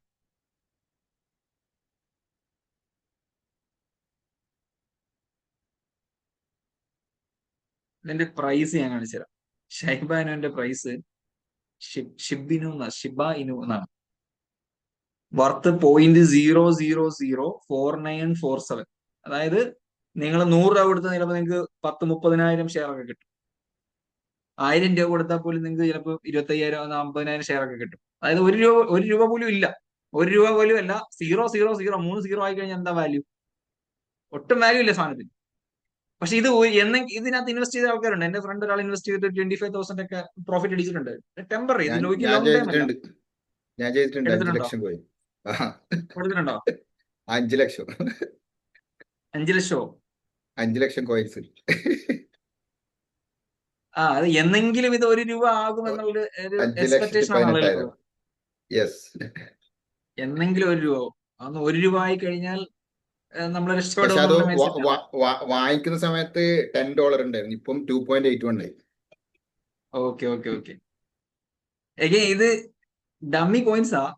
നമ്മള് ഒരിക്കലും ക്രിപ്റ്റോ കറൻസി അല്ലെ ബിറ്റ് കോയിനുമായിട്ട് ഇതിനെ കമ്പയർ ചെയ്യാൻ പറ്റില്ല. കാരണം ബിറ്റ് കോയിൻ എന്ന് പറഞ്ഞാൽ നേരത്തെ പറഞ്ഞതുപോലെ വലിയ ഇൻഫ്രാസ്ട്രക്ചർ വെച്ചിട്ട് കമ്പ്യൂട്ടേഴ്സ് വെച്ചിട്ട് റൺ ചെയ്യുന്ന ഒരു പ്രോപ്പർ സംവിധാനമാണ്. ഇടയ്ക്ക് ഇതിന്റെ തന്നെ ഇതേപോലത്തെ വേറൊരു ഡമ്മി കോയിൻ ഉണ്ടായിരുന്നു. ഇൻസ്റ്റാഗ്രാമിലൊക്കെ ഒരുപാട് ആൾക്കാർ ഇങ്ങനെ പറഞ്ഞുകൊണ്ടിരുന്നത് ഹാംസ്റ്റർ കോമ്പാക്ട് എന്ന് പറഞ്ഞിട്ട് ടെലഗ്രാമിൽ ക്ലിക്ക് ചെയ്ത് കഴിഞ്ഞാൽ കോയിൻ കിട്ടും എന്ന് പറഞ്ഞിട്ടൊരു സംവിധാനം ഉണ്ടായിരുന്നു. അപ്പൊ ടെലഗ്രാമിൽ ക്ലിക്ക് ചെയ്താൽ കിട്ടുന്ന കോയിന്റെ വാല്യൂ അവിടെ തന്നെ ചിന്തിക്കണം. അതായത് ആരിരുന്ന് ക്ലിക്ക് ചെയ്താലും കിട്ടും. അപ്പൊ എന്താണ്, അൺലിമിറ്റഡ് സപ്ലൈ. ഈ അൺലിമിറ്റഡ് സപ്ലൈ വരുമ്പോൾ തന്നെ എന്താ സംഭവിക്കുക, ഇതിന്റെ വാല്യൂ ഇടിയും. ബിറ്റ്കോയിനെ സംബന്ധിച്ച് അതിൽ പ്രോപ്പർ ആയിട്ട് റെഗുലേറ്റഡ് ആയിട്ടുള്ള ലിമിറ്റഡ് സപ്ലൈ ആയതുകൊണ്ടാണ് ഇത്രയും വാല്യൂ. അൺലിമിറ്റഡ് സപ്ലൈ വരുന്ന എല്ലാ സാധനത്തിനും എന്തായിരിക്കും, തീരെ വാല്യൂ ഉണ്ടാവില്ല. അതില് ഈ ടെലഗ്രാമിൽ ഇരുന്നിട്ട് കുത്തി കോയിൻ കിട്ടി കോടീശ്വരനാവാന്നൊക്കെ പറഞ്ഞിട്ട് ഒരുപാട് ആൾക്കാർ നടന്നിട്ടുണ്ടായിരുന്നു. അതൊന്നും നടന്നില്ല. ഇത് കോടീശ്വരനാവണമെങ്കിൽ എന്താ വേണ്ടത്, ആക്ച്വലി ഇത് ലിസ്റ്റ് ചെയ്യപ്പെടുന്നത്. ഏതോ ഒരു ഡമ്മി കോയിൻ, ഇതുപോലത്തെ ഒരു ഡമ്മി കോയിൻ ലിസ്റ്റ് ചെയ്തിട്ട് ആൾക്കാർ കുറച്ച് പൈസ ഉണ്ടാക്കിയിരുന്നു, അതിന്റെ എക്സ്പെക്ടേഷൻ ആണ്. അപ്പം ഇതിലൊന്നും ഇൻവെസ്റ്റ് ചെയ്യാതിരിക്കുന്നതാണ്. അത് ഷോർട്ട് ടൈം ആയിട്ട് വേണമെങ്കിൽ ചിന്തിക്കാം. ചെറിയ പ്രോഫിറ്റ് ഒക്കെ ഉണ്ടാവും, ഇടയ്ക്ക് ഇതിന്റെ പ്രൈസ് ഇങ്ങനെ കയറി. ഇതിനകത്തൊക്കെ ഒരുപാട് വലിയ ക്യാപിറ്റൽ ഇൻവെസ്റ്റഡ് ആയിട്ടുണ്ട്. നമ്മൾ ഇതിന്റെ ടോട്ടൽ മാർക്കറ്റ് ക്യാപിറ്റലൈസേഷൻ ഒക്കെ നോക്കിക്കഴിഞ്ഞാൽ ബില്യൺസ് ഓഫ് ഡോളേഴ്സ് ഓൾറെഡി ഇതിനകത്ത് ഇൻവെസ്റ്റഡ് ആയിട്ടുണ്ട്. ബട്ട് ഇതൊരിക്കലും എന്താവില്ല, ₹1 പോലും ആവാനുള്ള സാധ്യത പ്രാക്ടിക്കലി ഇല്ല. സോ നമുക്ക് ബ്ലോക്ക് ചെയിന്റെ കുറച്ച് കീ ടേംസ് പഠിക്കാം. First one, peer network. Peer network എന്ന് പറഞ്ഞാൽ എല്ലാ കമ്പ്യൂട്ടേഴ്സിനെയാണ്, ഈ ബ്ലോക്ക് ചെയിൻ ടെക്നോളജിയിൽ പങ്കെടുക്കുന്ന എല്ലാ കമ്പ്യൂട്ടേഴ്സിനെയാണ് പിയർ നെറ്റ്വർക്ക് എന്ന് വിളിക്കുന്നത്. പ്ലസ് ഒരു കമ്പ്യൂട്ടറിനെ നമ്മളിവിടെ നോഡ് എന്നാണ് വിളിക്കുന്നത്. NOD, നോഡ് എന്ന് വിളിക്കും. A computer in a network is called node. ക്വസ്റ്റ്യൻസിന് അതിൽ നോഡ് എന്നായിരിക്കും പറയുന്നത്. അത് കമ്പ്യൂട്ടറാണ്. ഇനി ഇതിന്റെ ഏറ്റവും വലിയ പ്രത്യേകതയാണ് ഡിസ്ട്രിബ്യൂട്ടഡ് ലെഡ്ജർ, അല്ലെങ്കിൽ നിങ്ങൾക്ക് വേറെയും പേര് വിളിക്കാം, ഡീസെൻട്രലൈസ്ഡ് ലെഡ്ജർ എന്ന് വിളിക്കാം. മറ്റൊരു പേര് കമ്മ്യൂണിറ്റി ലെഡ്ജർ എന്ന് വിളിക്കാം. Distributed ledger, decentralised ledger, community ledger. നേരത്തെ നമ്മൾ പറഞ്ഞു നോർമൽ ബാങ്കിങ് സിസ്റ്റം ആണെങ്കിൽ ഒരു സെൻട്രലൈസ്ഡ് ലെഡ്ജർ. നമ്മൾ നോർമൽ ബാങ്കിങ് സിസ്റ്റം ട്രാൻസാക്ഷൻ എന്ന് പറയുന്നത് എന്താണ്, സെൻട്രലൈസ്ഡ് ആണ്. അവിടെ ഒരു സെൻട്രലൈസ്ഡ് അതോറിറ്റി ഉണ്ട്. ഏത് ബാങ്കുകൾ തമ്മിൽ ട്രാൻസാക്ഷൻ നടന്നാലും ഇയാൾ ത്രൂവേ പോവുള്ളൂ. ഈ സെൻട്രലൈസ്ഡ് അതോറിറ്റി ത്രൂ എന്ത് ചെയ്യുള്ളൂ, ഇത് പോവുള്ളൂ. ബാങ്കുകൾ തമ്മിൽ ഡയറക്റ്റ് എന്തില്ല, കമ്മ്യൂണിക്കേഷൻ ഇല്ല. മറിച്ച് ഡിസ്ട്രിബ്യൂട്ടഡ് ലെഡ്ജർ ആയിട്ടുള്ള നമ്മുടെ ഈ ബ്ലോക്ക് ചെയിൻ ടെക്നോളജി ആവുന്ന സമയത്ത് ആരുമായിട്ട് ട്രാൻസാക്ഷൻ നടത്തിയാലും കുഴപ്പമില്ല. അവിടെ ആര് വേണ്ട, നടുക്കൊരു സെൻട്രലൈസ്ഡ് ഫിഗർ വേണ്ട. ആരോട് വേണമെങ്കിലും കമ്മ്യൂണിക്കേഷൻ നടത്താം, ട്രാൻസാക്ഷൻ എക്സിക്യൂട്ട് ചെയ്യാം. There is no one to regulate. അതുകൊണ്ടാണ് നമ്മൾ ഇതിനെ എന്തെന്ന് വിളിക്കുന്നത്, ഡിസ്ട്രിബ്യൂട്ടഡ് ലെഡ്ജർ എന്ന് വിളിക്കുന്നത്. സോ രണ്ടാമത് പേരുണ്ട്, ഡീസെൻട്രലൈസ്ഡ് എന്ന് പറയാം, ഡിസ്ട്രിബ്യൂട്ടഡ് ലെഡ്ജർ എന്ന് പറയാം, community ledger. User is the person actually who uses the block chain. ഈ ടെക്നോളജി ബ്ലോക്ക് ചെയിൻ സോഫ്റ്റ്വെയർ ഉപയോഗിക്കുന്ന ആരാണോ അവരെല്ലാം യൂസേഴ്സ് ആണ്. ഇനിയാണ് കുറച്ച് മെയിൻ കീ ടെക്നിക്കൽ ടേംസ് നോക്കേണ്ടത്. ഒന്ന് ഹാഷ് കോഡ്. ഹാഷ് കോഡ് എന്ന് പറഞ്ഞു കഴിഞ്ഞാൽ ഒരു ട്രാൻസാക്ഷനുമായിട്ട് ബന്ധപ്പെട്ടിട്ടുള്ള ഡീറ്റെയിൽസ് അടങ്ങിയിട്ടുള്ള ഒരു വാല്യൂ ആണ്. നിങ്ങളൊരു ട്രാൻസാക്ഷൻ, ഇപ്പൊ ഞാൻ സാക്കറിന് ഒരു പർട്ടിക്കുലർ ട്രാൻസാക്ഷൻ നടത്തി, ഒരു എഗ്രിമെന്റോ അല്ലെങ്കിൽ ഇപ്പൊ ക്രിപ്റ്റോ കറൻസിയോ സെൻഡ് ചെയ്തു. ആ സെൻഡ് ചെയ്തു എന്നുള്ളതിന്റെ വിവരം, അതിന്റെ ഡേറ്റ്, ടൈം, എത്രയാണ് സെൻഡ് ചെയ്തത്, ഇതിനെ ഐഡന്റിഫൈ ചെയ്യാനായിട്ടുള്ള ഒരു യുണീക്ക് വാല്യൂ ജനറേറ്റ് ചെയ്യപ്പെടും. ഈ പറഞ്ഞിരിക്കുന്ന എല്ലാ വിവരങ്ങളും ഉൾപ്പെടുത്തിക്കൊണ്ടുള്ള ആ വിവരങ്ങളെ കൃത്യമായിട്ട് ഡിനോട്ട് ചെയ്യുന്ന ഒരു യുണീക്ക് ഹാഷ് വാല്യൂ ജനറേറ്റ് ചെയ്യും. അപ്പൊ നിങ്ങളുടെ കാണാൻ ഒരു എക്സാമ്പിൾ ഹാഷ് വാല്യൂ തന്നിട്ടുണ്ട്. ഒരു സിമ്പിൾ ആയിട്ട് ഹലോ എന്ന് പറഞ്ഞിട്ടൊരു വേർഡ് ആണെങ്കിൽ ആ ഹലോനെ യുണീക്ലി ഐഡന്റിഫൈ ചെയ്യാനായിട്ട് ഉപയോഗിക്കുന്ന ഒരു ഹാഷ് വാല്യൂ ആണ് കൊടുത്തിരിക്കുന്നത്. ഇറ്റ്സ് എ നമ്പറും ആൽഫബറ്റ്സും കൂടെ മിക്സ് ചെയ്തിട്ടുള്ള വാല്യൂ. അപ്പൊ ഓരോ തവണ പുതിയ ട്രാൻസാക്ഷൻ നടക്കുമ്പോൾ ഓരോ പുതിയ ഹാഷ് കോഡ് ആയിരിക്കും ഉണ്ടാവുന്നത്. കാരണം ആ പുതിയ ട്രാൻസാക്ഷന്റെ യുണീക്ക് വാല്യൂസ് ആയിരിക്കും. അപ്പൊ ഈ ഹാഷ് കോഡ് ജനറേറ്റ് ചെയ്യാനായിട്ടുള്ള സോഫ്റ്റ്വെയർസ് ഉണ്ട്. ആ സോഫ്റ്റ്വെയർ ഉപയോഗിച്ചിട്ടാണ് എന്ത് ചെയ്യുന്നത്, ഇത്തരത്തിൽ ഹാഷ് കോഡ് ജനറേറ്റ് ആവുന്നത്. സോ ഹാഷ് കോഡ് എന്ന് പറയുമ്പോൾ മനസ്സിൽ വരേണ്ടത്, it is A details of the transaction. ഒന്ന്, നമ്മൾ നടത്തിയിരിക്കുന്ന ട്രാൻസാക്ഷന്റെ ഡീറ്റെയിൽസ് ആണ്. ആ ഡീറ്റെയിൽസിനെ യുണീക്ലി ഐഡന്റിഫൈ ചെയ്യുന്ന വാല്യൂ ആണ് ഹാഷ് വാല്യൂ അല്ലെങ്കിൽ ഹാഷ് കോഡ്. സോ ഈ ഒരു കോഡ് കണ്ടു കഴിഞ്ഞാൽ, ആ കോഡ് ഉണ്ടെങ്കിൽ നമുക്ക് ആ ട്രാൻസാക്ഷന്റെ ഡീറ്റെയിൽസ് മുഴുവൻ കിട്ടും. ഇനി ആ ഹാഷ് വാല്യൂവിന് മറ്റൊരു പ്രത്യേകത കൂടിയുണ്ട്. നമ്മൾ ഇതിനെ ബ്ലോക്ക് ചെയിൻ എന്നല്ലേ വിളിക്കുന്നത്. എന്തുകൊണ്ടാണ് അങ്ങനെ വിളിക്കുന്നത്? ഓരോ ട്രാൻസാക്ഷനെയും നമ്മളൊരു ബ്ലോക്ക് ആയിട്ടാണ് കൺസിഡർ ചെയ്യുന്നത്. ഇപ്പോൾ ഞാൻ സാക്കറിന് ഒരു പർട്ടിക്കുലർ ബിറ്റ് കോയിൻ സെൻഡ് ചെയ്തിട്ടുണ്ടെങ്കിൽ ആ ട്രാൻസാക്ഷനെ നമ്മളൊരു ബ്ലോക്ക് ആയിട്ട് വിളിക്കും. ഈ ബ്ലോക്കിനകത്ത് ഫസ്റ്റ് ട്രാൻസാക്ഷന്റെ ഭാഗമായിട്ട് ഒരു ഹാഷ് കോഡ് ഉണ്ടായിരിക്കുമല്ലോ. ഞാനും സാക്കറും തമ്മിൽ നടന്നിട്ടുള്ള പർട്ടിക്കുലർ ട്രാൻസാക്ഷന്റെ ഒരു ഹാഷ് കോഡ് ഉണ്ടായിരിക്കും. ഇനി ഞാൻ സാക്കറിന് തന്നിരിക്കുന്ന ഈ ബിറ്റ് കോയിൻ സാക്കർ അമലിന് അയച്ചു എന്ന് വിചാരിക്കും. Okay, that is a second transaction. അപ്പൊ ഞാനും സാക്കറും തമ്മിലാണ് first transaction. Zakir send that one bitcoin to Amal. അപ്പൊ അവിടെ രണ്ടാമതൊരു ട്രാൻസാക്ഷൻ നടന്നു. അപ്പൊ രണ്ടാമതൊരു ബ്ലോക്ക് ഉണ്ടായി. സോ അമലും സാക്കിറും തമ്മിൽ നടക്കുന്ന ട്രാൻസാക്ഷനും ഒരു യുണീക്ക് ഹാഷ് വാല്യൂ ഉണ്ടാവും. എന്നാൽ ആ ഹാഷ് വാല്യൂ കൂടാതെ ഞാനും സാക്കിറും തമ്മിൽ നടന്നിട്ടുള്ള ട്രാൻസാക്ഷന്റെ ഹാഷ് വാല്യൂവും നിങ്ങളുടെ ട്രാൻസാക്ഷന്റെ ബ്ലോക്കിനകത്ത് ആഡ് ഓൺ ചെയ്തിരിക്കും. സോ ഒന്നുകൂടെ സിമ്പിൾ ആയിട്ട് പറയുകയാണെങ്കിൽ എയും ബിയും തമ്മിൽ ട്രാൻസാക്ഷൻ നടന്നു, അതിനൊരു കോഡ് വന്നു. ഓക്കെ, ഇനി ബി സിക്ക് വേറെ ട്രാൻസാക്ഷൻ നടത്തി. ബിയും സിയും തമ്മിലുള്ള ട്രാൻസാക്ഷൻ അകത്തും എയും ബിയും തമ്മിൽ നടന്ന ട്രാൻസാക്ഷന്റെ വാല്യൂ ഡീറ്റെയിൽസ് ഉണ്ടായിരിക്കും. അതുകൊണ്ടാണ് നമ്മൾ ഇതിനെ ചെയിൻ എന്ന് വിളിക്കുന്നത്. ഇനി സി ഡിക്ക് ഒരു ട്രാൻസാക്ഷൻ നടത്തിയതായിരിക്കും, സി ഡിക്ക് സെൻഡ് ചെയ്തു. സ്വാഭാവികമായിട്ടും അവിടെ പുതിയ ഹാഷ് വാല്യൂ ഉണ്ടാവും, ബട്ട് അവിടെ ബിയും സിയും തമ്മിൽ നടന്ന ട്രാൻസാക്ഷന്റെ ഹാഷ് വാല്യൂയും കൂടെ ആഡ് ഓൺ ചെയ്തിരിക്കും. അങ്ങനെ അടുത്തടുത്ത് നമ്മൾ ഏത് ട്രാൻസാക്ഷൻ നടന്നാലും തൊട്ട് മുന്നേ നടന്ന ട്രാൻസാക്ഷന്റെ ആ ഹാഷ് വാല്യൂ അറ്റാച്ച് ചെയ്തിട്ടായിരിക്കും പോകുന്നത്. അങ്ങനെ ഇത് ഇന്റർ കണക്റ്റഡ് ആയിട്ടുള്ളത് കൊണ്ടാണ് ബ്ലോക്ക് ചെയിൻ എന്ന് വിളിക്കുന്നത്. So if there is A transaction happening, there will be obviously unique value for that. നമ്മൾ നോർമൽ ബാങ്കിങ് ട്രാൻസാക്ഷൻ എടുത്തു കഴിഞ്ഞാൽ ഒരാൾക്ക് പൈസ അയച്ചു കഴിഞ്ഞാൽ എന്താ സംഭവിക്കുക? ഒരു റെഫറൻസ് ഐ ഡി വരും അല്ലെ? ആ ട്രാൻസാക്ഷനെ യുണീക്ലി ഐഡന്റിഫൈ ചെയ്യാനായിട്ട് ഒരു റെഫറൻസ് ഐ ഡി ഉണ്ടായിരിക്കും. ആ റെഫറൻസ് നമ്പർ ആണ് ഇവിടെ ഹാഷ് വാല്യൂ എന്നുള്ള രീതിയിൽ കൺസീവ് ചെയ്താണ്. സോ അടുത്തൊരു ട്രാൻസാക്ഷൻ നടക്കുമ്പോൾ ആ ട്രാൻസാക്ഷനകത്തും ഈ റെഫറൻസ് നമ്പർ അറ്റാച്ച് ചെയ്തിരിക്കും. അതിന്റെ അടുത്ത ട്രാൻസാക്ഷൻ നടക്കുമ്പോൾ അതിന് തൊട്ട് മുന്നേ നടന്ന ട്രാൻസാക്ഷൻ ഏതാണോ അതിന്റെ റെഫറൻസ് നമ്പർ അറ്റാച്ച് ചെയ്തിരിക്കും. അങ്ങനെ ഇത് ഇന്റർ കണക്റ്റഡ് ആയിരിക്കും. ഇങ്ങനെ അറ്റാച്ച് ചെയ്തില്ലെങ്കിൽ എന്താ സംഭവിക്കുക? ഫോർ എക്സാമ്പിൾ, ഞാൻ സാക്കിന് 2 ബിറ്റ് കോയിൻ ആണ് കൊടുത്തത്. ഓക്കെ, സാക്കിന്റെ സിസ്റ്റം ഉപയോഗിച്ചിട്ട് സാക്കിന്റെ അക്കൗണ്ടിൽ നിലവിൽ ഇപ്പോ 3 ബിറ്റ് കോയിൻസ് ഉണ്ട്. ഞാൻ തന്ന 2 കൂടെ ചേർത്ത് ടോട്ടൽ എത്ര ഉണ്ട്? 3 ഉണ്ടെന്ന് വിചാരിക്കാം. So now Zakir is trying to send 4 bitcoins to Amal. അമലിന് 4 ബിറ്റ് കോയിൻ അയക്കാൻ ശ്രമിക്കുക. ആക്ച്വലി സാക്കറിന്റെ കയ്യിൽ 4 ഉണ്ടോ? ഇല്ല, 3 ഉള്ളൂ. അപ്പൊ ഇവിടെ തൊട്ട് മുന്നത്തെ ട്രാൻസാക്ഷൻസിന്റെ ഡീറ്റെയിൽസ് അറ്റാച്ച്ഡ് അല്ലെങ്കിൽ ചിലപ്പോൾ എന്ത് ചെയ്യും? ട്രാൻസാക്ഷൻ എക്സിക്യൂട്ട് ചെയ്യപ്പെടും. ലെറ്റ്സ് ഇമാജിൻ നമ്മുടെ ഫോണിന്റെ കേസിന് എടുക്കുക. നിങ്ങളുടെ അക്കൗണ്ടിൽ 0 നിങ്ങൾ ഫോൺ പേ ഉപയോഗിച്ചിട്ട് വേറെ ആളുടെ അക്കൗണ്ടിലേക്ക് ഒരു 10,000 രൂപ സെൻഡ് ചെയ്യാൻ ശ്രമിക്കുന്നു.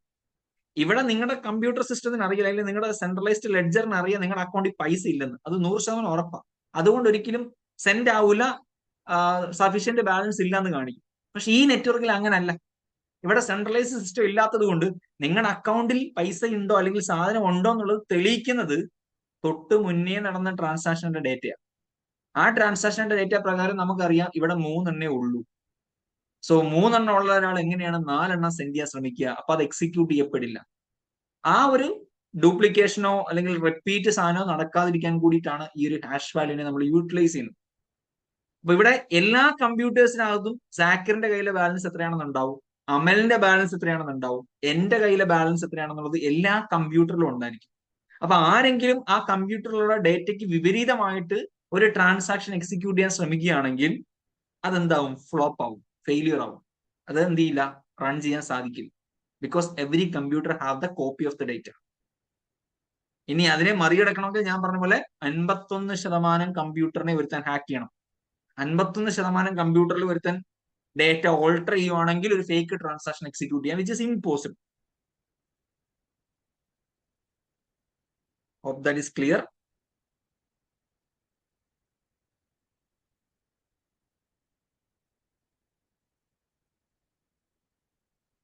Yes.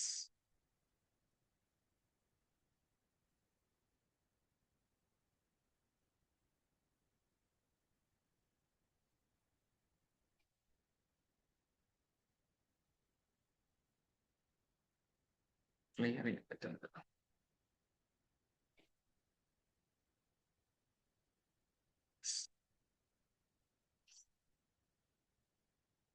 ഇനി ഇതിൽ അറിയേണ്ടത് പബ്ലിക് കീ ഉണ്ട്, പ്രൈവറ്റ് കീ ഉണ്ട്. Public key, private key 2 important സാധനമാണ്. പബ്ലിക് കീ എന്ന് പറഞ്ഞാൽ നമ്മുടെ യൂസർ നെയിം പോലെയാണ്. നമ്മൾ ആർക്കാണോ ഈ ക്രിപ്റ്റോ കറൻസി ഒക്കെ സെൻഡ് ചെയ്യാൻ താല്പര്യമുള്ളത് അയാളുടെ പബ്ലിക് കീ ഉണ്ടെങ്കിൽ മാത്രമേ നമുക്ക് അയാൾക്ക് സെൻഡ് ചെയ്യാൻ പറ്റൂ. It's like A user name അല്ലെങ്കിൽ നിങ്ങളുടെ മെയിൽ ഐ ഡി പോലെ ചിന്തിക്കുക. അപ്പൊ എനിക്ക് ഒരാൾക്ക് മെയിൽ അയക്കണമെങ്കിൽ അയാളുടെ മെയിൽ ഐ ഡി അറിഞ്ഞാലേ അയാൾക്ക് എന്നെ മെയിൽ അയക്കാൻ പറ്റൂ. അതുപോലെയാണ് ഈ പബ്ലിക് കീ. ആർക്കാണോ നമ്മൾ ക്രിപ്റ്റോ കറൻസി അല്ലെങ്കിൽ മറ്റെന്തെങ്കിലും ഡേറ്റ ട്രാൻസാക്ഷൻ നടത്താൻ ആഗ്രഹിക്കുന്നത് അയാളെ യുണീക്ലി ഐഡന്റിഫൈ ചെയ്യാൻ പറ്റുന്ന അയാളുടെ ഒരു യൂസർ നെയിം ആണ് ഈ പബ്ലിക് കീ. അത് എല്ലാവർക്കും അറിയണമെന്നില്ല, ബട്ട് ഒരാൾക്ക് ട്രാൻസാക്ഷൻ നടത്തണമെങ്കിൽ ആ പബ്ലിക് കീ അറിഞ്ഞിരിക്കണം. പ്രൈവറ്റ് കീ അപ്പൊ എന്തായിരിക്കും? പ്രൈവറ്റ് കീ എന്ന് പറഞ്ഞാൽ ഇറ്റ്സ് ലൈക്ക് എ പാസ്വേഡ്. മറ്റേത് യൂസർ നെയിം ആണെങ്കിൽ പ്രൈവറ്റ് കീ എന്താണ്? ഒരു പാസ്വേഡ് ആണ്. പ്രൈവറ്റ് കീ ഉണ്ടെങ്കിൽ മാത്രമേ നമുക്ക് നമ്മുടെ അക്കൗണ്ടിൽ കയറിയിട്ട് ട്രാൻസാക്ഷൻ എക്സിക്യൂട്ട് ചെയ്യാൻ സാധിക്കും. ഇപ്പൊ എനിക്കൊരാൾക്ക് മെയിൽ അയക്കണമെങ്കിൽ, എന്റെ മെയിൽ ഐ ഡിയിൽ നിന്ന് വേറൊരാൾക്ക് മെയിൽ അയക്കണമെങ്കിൽ ഞാൻ ആ മെയിലിൽ ലോഗിൻ ചെയ്യണമല്ലോ. ലോഗിൻ ചെയ്താൽ മാത്രമേ എനിക്ക് മെയിൽ അയക്കാൻ പറ്റൂ. അതുപോലെയാണ് ഇവിടുത്തെ private key. Private key is used for executing and authorising the transaction within your account. So നിങ്ങളുടെ അക്കൗണ്ടിൽ ക്രിപ്റ്റോ കറൻസി ആയിട്ട് ഒരു 10 ബിറ്റ് കോയിൻ ഉണ്ടെന്ന് വിചാരിക്കാം. ഈ 10 ബിറ്റ് കോയിനിൽ ഒരു 5 എണ്ണം ആർക്കെങ്കിലും സെൻഡ് ചെയ്യണം. അങ്ങനെ സെൻഡ് ചെയ്യാനുള്ള ട്രാൻസാക്ഷൻ നടത്തണമെങ്കിൽ എന്ത് വേണം? ആ പ്രൈവറ്റ് കീ എൻറ്റർ ചെയ്താൽ മാത്രമേ, it's like U P I PIN. നമ്മളൊരു പിൻ അടിക്കുമല്ലോ, 4 6 അടിക്കൂലേ? അതുപോലെയാണ് ഇവിടെ. ആ പ്രൈവറ്റ് കീ അടിച്ചാലേ ട്രാൻസാക്ഷൻ എന്ത് ചെയ്യുള്ളൂ? എക്സിക്യൂട്ട് ചെയ്യപ്പെടും. സോ പബ്ലിക് കീ എന്ന് പറഞ്ഞാൽ എല്ലാവർക്കും അറിയാവുന്ന, ഒരുവിധം എല്ലാവർക്കും അറിയാം. കാരണം ആർക്കാണോ അത് അയക്കേണ്ടതെന്ന് അറിഞ്ഞാലേ പറ്റുള്ളൂ. യൂസർ നെയിം കോമൺലി നമ്മൾ മറച്ചു വെക്കാറില്ല. അപ്പൊ അതിനൊരു കോൺഫിഡൻഷ്യാലിറ്റി ഇല്ല. പ്രൈവറ്റ് കീ അങ്ങനെയല്ല, കോൺഫിഡൻഷ്യൽ ആണ്. It's like our U P I PIN. അത് നഷ്ടപ്പെട്ട് കഴിഞ്ഞാൽ മറ്റൊരാൾക്ക് നമ്മുടെ അക്കൗണ്ടിൽ കയറിയിട്ട് എന്ത് ചെയ്യാൻ പറ്റും? ട്രാൻസാക്ഷൻ എക്സിക്യൂട്ട് ചെയ്യാൻ പറ്റും. അപ്പൊ ഒരു കാരണവശാലും പുറം ലോകത്ത് അറിയാൻ പാടില്ലാത്ത ഒരു സാധനമാണ് എന്ത്? പ്രൈവറ്റ് കീ എന്നുള്ളത്. So it's a password to access a cryptocurrency or other blockchain account. Literally password തന്നെയാണ്, നോ ഡൗട്ട്. നോഡ് ഓൾറെഡി നമ്മൾ പറഞ്ഞിരുന്നു, നോഡ്സ് ആർ കമ്പ്യൂട്ടേഴ്സ്. നോഡ് എന്നുള്ള ടൈം കമ്പ്യൂട്ടേഴ്സിനെ തന്നെയാണ് നോഡ് എന്ന് വിളിക്കുന്നത്. ഇനി ഇതിൽ അറിഞ്ഞിരിക്കേണ്ട കുറച്ച് ടെക്നിക്കൽ ടേംസിൽ ഒന്ന് നോഡ്സിലേക്ക് ഞാൻ വരാം. നോഡും നോഡ്സും തമ്മിൽ തിരിഞ്ഞു പോകരുത്. നോഡ് എന്ന് പറഞ്ഞാൽ കമ്പ്യൂട്ടർ ആണ്. Nodes are the computers on the network. Nodes എന്ന് പറഞ്ഞു കഴിഞ്ഞാൽ നമ്മളിപ്പോ പറഞ്ഞല്ലോ, ഹാഷ് ഉണ്ടാവും. ഒരു ട്രാൻസാക്ഷൻ നടന്നു കഴിഞ്ഞാൽ അതിനെ റെപ്രസെന്റ് ചെയ്യുന്ന ഒരു ഹാഷ് വാല്യൂ ജനറേറ്റ് ചെയ്യും. ഈ ഹാഷ് വാല്യൂ ജനറേറ്റ് ചെയ്യാൻ വേണ്ടി നമ്മളെ ഹെൽപ്പ് ചെയ്യുന്ന ഒരു സംവിധാനമാണ് നോൺസ്. അപ്പൊ എന്താ സംഭവിക്കുന്നത് വെച്ച് കഴിഞ്ഞാൽ, ഒരു തവണ വന്ന ഹാഷ് വാല്യൂ പിന്നെ റിപ്പീറ്റ് ആവരുത്. ഇപ്പൊ ഞാനും സാക്കിറും തമ്മിലൊരു ട്രാൻസാക്ഷൻ നടന്നാൽ അതിനൊരു യുണീക് ഐ ഡി വന്നിട്ടുണ്ട്, അതൊരു ഹാഷ് വാല്യൂ വന്നിട്ടുണ്ട്. അടുത്ത ട്രാൻസാക്ഷൻ നടക്കുമ്പോൾ ഒരിക്കലും ഇതേ വാല്യൂ റിപ്പീറ്റ് ചെയ്ത് വരാൻ പാടില്ല.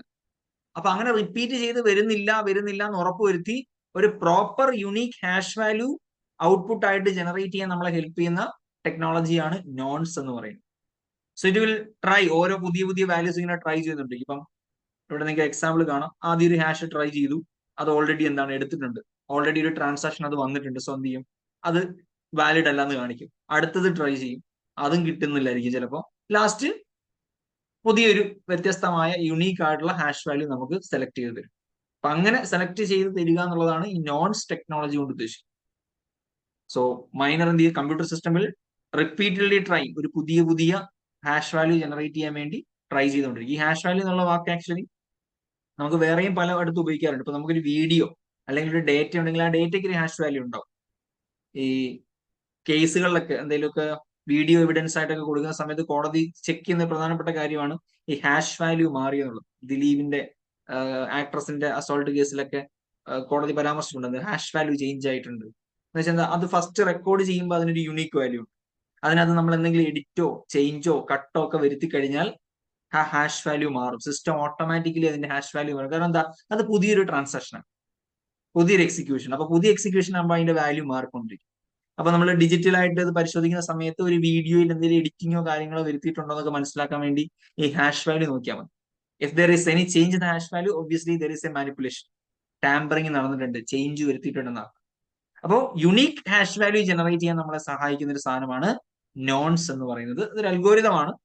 സിസ്റ്റം ഓട്ടോമാറ്റിക്കലി എന്ത് ചെയ്തു? നമ്മുടെ കമ്പ്യൂട്ടർ ഓട്ടോമാറ്റിക്കലി അത് ഉപയോഗിച്ച്, ഒരു അൽഗോരിതമാണ്, അൽഗോരിതം ഉപയോഗിച്ച് പുതിയൊരു വാല്യൂ തന്നോളൂ. അപ്പൊ അതിലൊരു വാക്ക് പറയുന്നുണ്ട്, proof of work, POW. That's very important. Consensus എന്ന് പറയുന്നുണ്ടല്ലോ ഇവിടെ, POW കണക്റ്റഡ് ആണ്.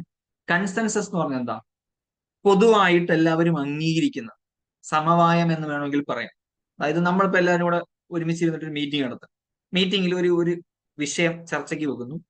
പല ആൾക്കാർക്കും പല അഭിപ്രായമാണ്. പക്ഷെ നമ്മളിൽ മെജോറിറ്റി ആൾക്കാർ, ഇപ്പൊ ഇവിടെ 16 പേരുണ്ട്, 16 പേരിൽ ഒരു 10 പേര് അതിൽ ഒരു പർട്ടിക്കുലർ ഡിസിഷൻ അംഗീകരിക്കുന്നു. ഫോർ എക്സാമ്പിൾ ക്ലാസ് ടൈമിങ് രാവിലെ ആക്കാം എന്നൊരു ചർച്ചയാണെന്ന് ഇരിക്കാം.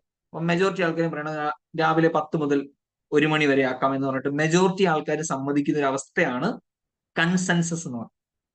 സോ ബ്ലോക്ക് ചെയിൻ ടെക്നോളജിയിൽ ഒരു ട്രാൻസാക്ഷൻ വേരിഫൈ ചെയ്യപ്പെടണമെങ്കിൽ, അത് ജെന്യുവൻ ട്രാൻസാക്ഷൻ ആണെന്ന് അംഗീകരിക്കപ്പെടണമെങ്കിൽ more than 51% of the members must agree. നേരത്തെ പറഞ്ഞതാണ് 51% കമ്പ്യൂട്ടേഴ്സും. യൂസേഴ്സ് എന്ന് പറയുമ്പോൾ ആരാണത്? മെമ്പേഴ്സ് എന്ന് പറഞ്ഞാൽ ആരാണ്? കമ്പ്യൂട്ടേഴ്സ്. കമ്പ്യൂട്ടറിന്റെ പിറകിൽ ഒരാളുണ്ടാവും, പക്ഷെ ഇവിടെ കമ്പ്യൂട്ടറിന്റെ പുറകിൽ ചെയ്യുന്ന മനുഷ്യനല്ല അത് എഗ്രി ചെയ്യുന്നത്, കമ്പ്യൂട്ടർ തന്നെയാണ്. കാരണം കമ്പ്യൂട്ടറിലെ ഡേറ്റ വെച്ചിട്ടാണ് അവർ എഗ്രി ചെയ്യുന്നത്. So if there is more than 51% majority, തീർച്ചയായിട്ടും ആ ട്രാൻസാക്ഷൻ ജെനുവിൻ ആണെന്നും വെരിഫൈഡ് ആണെന്നും പറഞ്ഞിട്ട് അത് അക്സെപ്റ്റ് ചെയ്യും. ആ ഡേറ്റ ബാക്കി എല്ലാ കമ്പ്യൂട്ടേഴ്സിലും അപ്ഡേറ്റഡ് ആയിരിക്കും. സോ അവിടെ 49% കമ്പ്യൂട്ടർ തെറ്റായ ഡേറ്റ ഉണ്ടെങ്കിൽ അത് അംഗീകരിക്കില്ല. 51% വേണം. പക്ഷെ അതുകൊണ്ടുള്ള പ്രശ്നം എന്താണെന്ന് വെച്ചാൽ ഇത് ഭയങ്കര ടൈം കൺസ്യൂമിങ് ആയിരിക്കും. കാരണം എല്ലാ കമ്പ്യൂട്ടറുകളും ഇത് അംഗീകരിച്ച് വരാനായിട്ട് ടൈം എടുക്കും. 51% അപ്രൂവൽ കിട്ടുന്നുണ്ട്. അപ്പൊ അതിന്റെ ഒരു ഡിലേ സ്വാഭാവികമായിട്ട് ഇതിനകത്തുണ്ട്. ഇപ്പൊ ചില ട്രാൻസാക്ഷൻസ് ഒക്കെ എക്സിക്യൂട്ട് ചെയ്യുന്ന സമയത്ത് അത് പെട്ടെന്ന് ഫുൾഫിൽ ആവണമെന്നില്ല. കാരണം എല്ലാ കമ്പ്യൂട്ടേഴ്സ് അല്ലെങ്കിൽ മെജോറിറ്റി കമ്പ്യൂട്ടേഴ്സിന്റെ അംഗീകാരം കിട്ടി വരാനുള്ള ടൈം ഡിലേ ഇതിനകത്തൊരു പ്രോബ്ലം ആയിട്ട് വരുന്നുണ്ട്. സോ കൺസെൻസസ് എന്ന് പറഞ്ഞാൽ സമവായമാണ്. ഈ പറഞ്ഞ മെജോറിറ്റി ആൾക്കാർ അംഗീകരിക്കുന്നത് എന്താണോ അതിനെയാണ് നമ്മളിവിടെ കൺസെൻസസ് എന്ന് ഉദ്ദേശിക്കുന്നത്. അപ്പൊ അതിന് ഉപയോഗിക്കുന്ന ഒരു ടെക്നോളജിയാണ് അല്ലെങ്കിൽ രീതിയാണ് POW.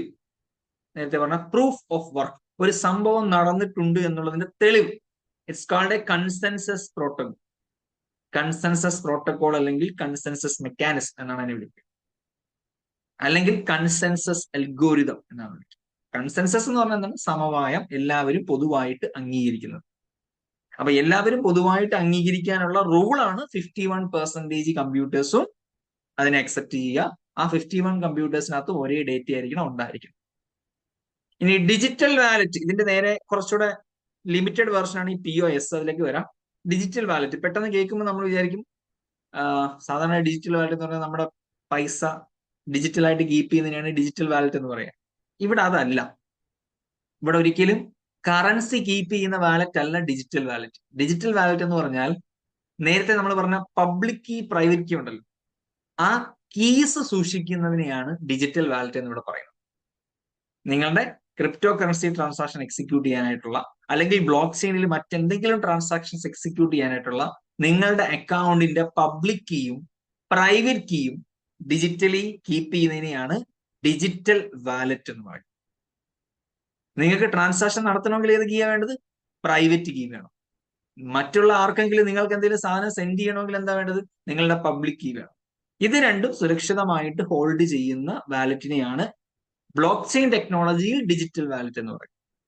അത് ഓർത്തിരിക്കേണ്ടതാണ്. കാരണം സാധാരണഗതിയിൽ ഡിജിറ്റൽ വാലറ്റ് എന്ന് കേൾക്കുമ്പോൾ നമ്മുടെ മനസ്സിൽ ആദ്യം വരികയായിരിക്കും ഈ കറൻസി സംരക്ഷിച്ചു വെച്ചിരിക്കുന്നതിനാണ്, കറൻസി കീപ്പ് ചെയ്യുന്നതിനെയാണ് ഡിജിറ്റൽ വാലറ്റ് എന്ന് വിചാരിക്കുക. അല്ല, ഈ പ്രൈവറ്റ് കീ ഉണ്ടെങ്കിലാണ് നിങ്ങളുടെ കറൻസി എന്ത് ചെയ്യാൻ പറ്റുക? ആക്സസ് ചെയ്യാൻ പറ്റുക. അപ്പൊ അതുകൊണ്ട് ആ പ്രൈവറ്റ് കീനെ സേവ് ചെയ്ത് വെക്കുന്ന, സ്റ്റോർ ചെയ്ത് വെക്കുന്ന സ്ഥലമാണ് ഡിജിറ്റൽ വാലറ്റ്. ഇനി POS, ഇതെല്ലാം കുറച്ച് ഹൈ ടെക്നിക്കൽ വേർഡ്സ് ആണ്. വലിയ ക്വസ്റ്റ്യൻസ് ഒത്തിരി ഒന്നും പ്രതീക്ഷിക്കേണ്ട അതിനെ ബേസ് ചെയ്തിട്ട്. ബട്ട് സ്റ്റിൽ നമ്മൾ അറിഞ്ഞിരിക്കണമല്ലോ എന്തൊക്കെയാണ്. ഈ പ്രൂഫ് ഓഫ് വർക്കിനകത്ത് കുറെ ഡിസ്അഡ്വാൻറ്റേജസ് ഓൾറെഡി നമ്മൾ പറഞ്ഞിട്ടുണ്ടായിരുന്നു. ഇത് ടൈം കൺസ്യൂമിംഗ് ആണ്. കാരണം എന്താ? മോർ ദാൻ 51% അപ്രൂവൽ വേണമല്ലോ. അപ്പോൾ എല്ലാ ട്രാൻസാക്ഷൻസിനും ഇങ്ങനെ ഡിലേ വരുമ്പോൾ പല ആൾക്കാർക്ക് ബുദ്ധിമുട്ടാണ്. അപ്പൊ അതുകൊണ്ട് കുറച്ചുകൂടെ ലിബറൽ ആയിട്ടുള്ളൊരു പ്രോട്ടോകോൾ ആണ് പ്രൂഫ് ഓഫ് സ്റ്റേക്ക് അല്ലെങ്കിൽ POS എന്ന് പറയുന്നത്. അപ്പൊ ഇതിനകത്ത് എല്ലാവരുടെയും അംഗീകാരം വേണം.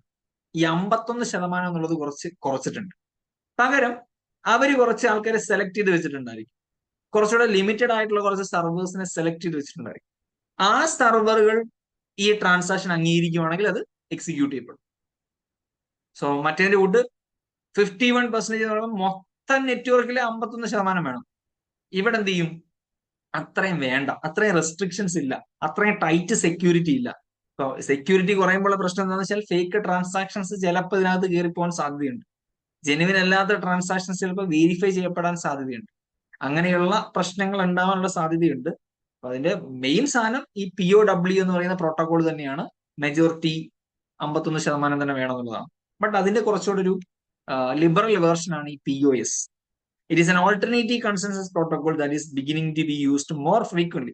കാരണം എന്താ? സ്പീഡ് കൂടുതലാണ്. മറ്റേതിന്റെ അത്രയും സമയം എടുക്കാത്തത് കൊണ്ടും കുറച്ച് കമ്പ്യൂട്ടേഴ്സിന്റെ അംഗീകാരം മതി എന്നുള്ളത് കൊണ്ടും കൂടുതൽ ആൾക്കാർ ഇപ്പൊ അത് പ്രിഫർ ചെയ്യുന്നുണ്ട്. ബട്ട് മറ്റേതിന്റെ ആ സേഫ്റ്റി ആൻഡ് സെക്യൂരിറ്റി ഇതിനൊരിക്കലും ഉണ്ടാവില്ല. Proof of stake does not require as many resources as POW. POW ഉപയോഗിക്കുന്ന അത്രയും കമ്പ്യൂട്ടേഴ്സിന്റെ റിക്വയർമെന്റ് ഇവിടെ വരുന്നില്ല. അതാണ് ഇതിന്റെ ടൈം സേവിങ് കോൺസെപ്റ്റ് എന്ന് പറയുന്നത്. ഒന്ന് ഓർത്ത് വെച്ചേക്കുക. Staking nodes or stackers.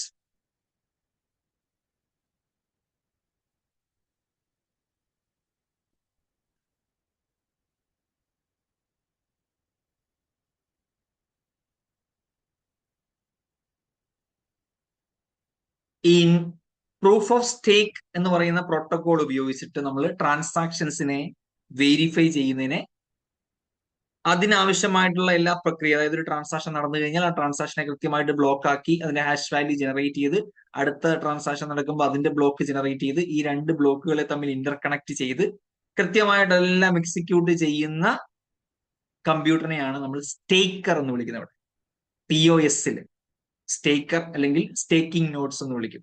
Node എന്ന് പറഞ്ഞാൽ കമ്പ്യൂട്ടർ ആണെന്ന് ഓൾറെഡി പറഞ്ഞു.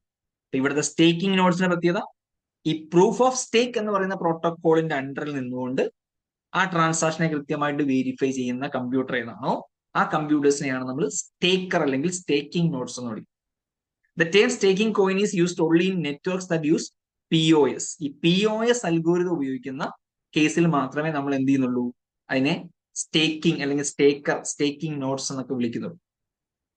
ഇനി നമ്മൾ POW ആണ് ഉപയോഗിക്കുന്നതെങ്കിൽ, അതായത് നോർമലി നമ്മൾ ഉപയോഗിക്കുന്ന ഏതാണ്, POW അൽഗോരിതം അല്ലേ, proof of work. Proof of work ഉപയോഗിച്ച് നടത്തുന്ന ഒരു വേരിഫിക്കേഷൻ ആണെങ്കിൽ അതിനെ നമ്മൾ മൈനിങ് എന്ന് വിളിക്കും. അതുകൊണ്ടാണ് നമ്മൾ ബിറ്റ് കോയിൻ മൈനിങ് എന്ന് വിളിക്കുന്നത്. കാരണം എന്താ, ബിറ്റ് കോയിൻ ഉപയോഗിക്കുന്ന പ്രോട്ടോകോൾ എന്ന് പറയുന്നത് പ്രൂഫ് ഓഫ് വർക്ക് ആണ്. ഇറ്റ് മീൻസ് എല്ലാ കമ്പ്യൂട്ടേഴ്സിന്റെയും 51% അംഗീകാരം കിട്ടിയാലേ ട്രാൻസാക്ഷൻ എന്ത് ചെയ്യുള്ളൂ, എക്സിക്യൂട്ട് ചെയ്യപ്പെടുള്ളൂ. അല്ലാതെ ഏതെങ്കിലും കുറച്ച് കമ്പ്യൂട്ടേഴ്സിന്റെ അപ്രൂവൽ മാത്രം കിട്ടിയാൽ പോരാ. മറിച്ച് ഈ POS ആണ് ഉപയോഗിക്കുന്നതെങ്കിൽ അവിടെ ഒരു ട്രാൻസാക്ഷൻ വെരിഫൈ ചെയ്യപ്പെടുന്നതിനെ നമ്മൾ വിളിക്കുന്ന പേര് മിന്റിങ് എന്നാണ്. സോ POW പ്രോട്ടോകോൾ ആണെങ്കിൽ ഇറ്റ്സ് കാൾഡ് മൈനിങ്, POS ആണെങ്കിൽ ഇറ്റ്സ് കാൾഡ് മിന്റിങ്. ഇമ്പോർട്ടന്റ് അല്ല, ജസ്റ്റ് ഓർത്തിരുന്നാൽ മതി, നത്തിങ് സീരിയസ്. ഫിയറ്റ് കറൻസി കേട്ടിട്ടുണ്ടോ? Fiat currency. ഈ ഫിയറ്റ് കറൻസിനെ നമ്മൾ ക്രിപ്റ്റോ കറൻസിയുമായിട്ട് പലപ്പോഴും തെറ്റിദ്ധരിക്കാൻ സാധ്യതയുള്ള ഒരു ടേമാണ്. ഗവൺമെന്റ് ഇഷ്യൂ ചെയ്യുന്ന ഒരു കറൻസിയാണ് ആക്ച്വലി ഫിയറ്റ് കറൻസി. ഡിജിറ്റൽ കറൻസിയുടെ കൂട്ടാണ്. പക്ഷെ ഇതിന്റെ പ്രത്യേകത എന്താണെന്ന് വെച്ച് കഴിഞ്ഞാൽ, സാധാരണ ഒരു ഗവൺമെന്റിന് ഒരു കറൻസി ഇഷ്യൂ ചെയ്യണമെങ്കിൽ എന്താ അടിസ്ഥാനം? ഒന്നുകിൽ അതിന് ഈക്വലന്റ് ആയിട്ടുള്ള ഗോൾഡ് അല്ലെങ്കിൽ സെക്യൂരിറ്റീസ് ഉണ്ടാവണം. ഇപ്പൊ ഇന്ത്യൻ ഗവൺമെന്റിന് നോട്ട് അടിച്ചിറക്കണമെങ്കിൽ ആ അടിക്കുന്ന നോട്ടിന് ആനുപാതികമായിട്ടുള്ള ഗോൾഡ് അല്ലെങ്കിൽ മറ്റൊരു വാല്യൂബിൾ സെക്യൂരിറ്റി ഉണ്ടായിരിക്കണം. ആ സെക്യൂരിറ്റി ഉണ്ടെങ്കിൽ മാത്രമേ നമുക്ക് എന്ത് ചെയ്യാൻ പറ്റുള്ളൂ, നോട്ട് പ്രിന്റ് ചെയ്യാൻ പറ്റും. അല്ലെങ്കിൽ നമുക്ക് ഫോറിൻ എക്സ്ചേഞ്ച് വരണം, വിദേശ ഇൻവെസ്റ്റ്മെന്റ് വരണം, അതിന്റെ അടിസ്ഥാനത്തിൽ നമ്മുടെ നോട്ട് ഇറക്കും. അതല്ലാതെ നോട്ട് അടിച്ചിറക്കി എന്ത് സംഭവിക്കും? പണപ്പെരുപ്പം ഉണ്ടാവും, സാധനങ്ങളുടെ വില കൂടും, അല്ലേ? അത് എക്കോണമി തകർക്കും. അപ്പോൾ ചുമ്മാ അങ്ങ് അടിച്ചിറക്കാൻ പറ്റത്തില്ല. എന്നാൽ അങ്ങനെ ഒരു ഫിസിക്കൽ കമ്മോഡിറ്റിയുടെ ബാക്കിംഗ് ഇല്ലാതെ, ഗോൾഡിന്റെയോ സിൽവറിന്റെയോ മറ്റേതെങ്കിലും ഒരു സെക്യൂരിറ്റിയുടെ ബാക്കിംഗ് ഇല്ലാതെ ഗവൺമെന്റ് സ്വന്തമായിട്ട് കറൻസി അടിക്കുവാണെങ്കിൽ, but still it is backed by the government ആണ്, ആ കറൻസിക്ക് ഫിസിക്കൽ എക്സിസ്റ്റൻസ് ഉണ്ടാവണമെന്നില്ല. It could be a digital currency. പക്ഷെ അതിനെ ക്രിപ്റ്റോ കറൻസി എന്ന് വിളിക്കാൻ പറ്റും. Fiat currency is not crypto currency.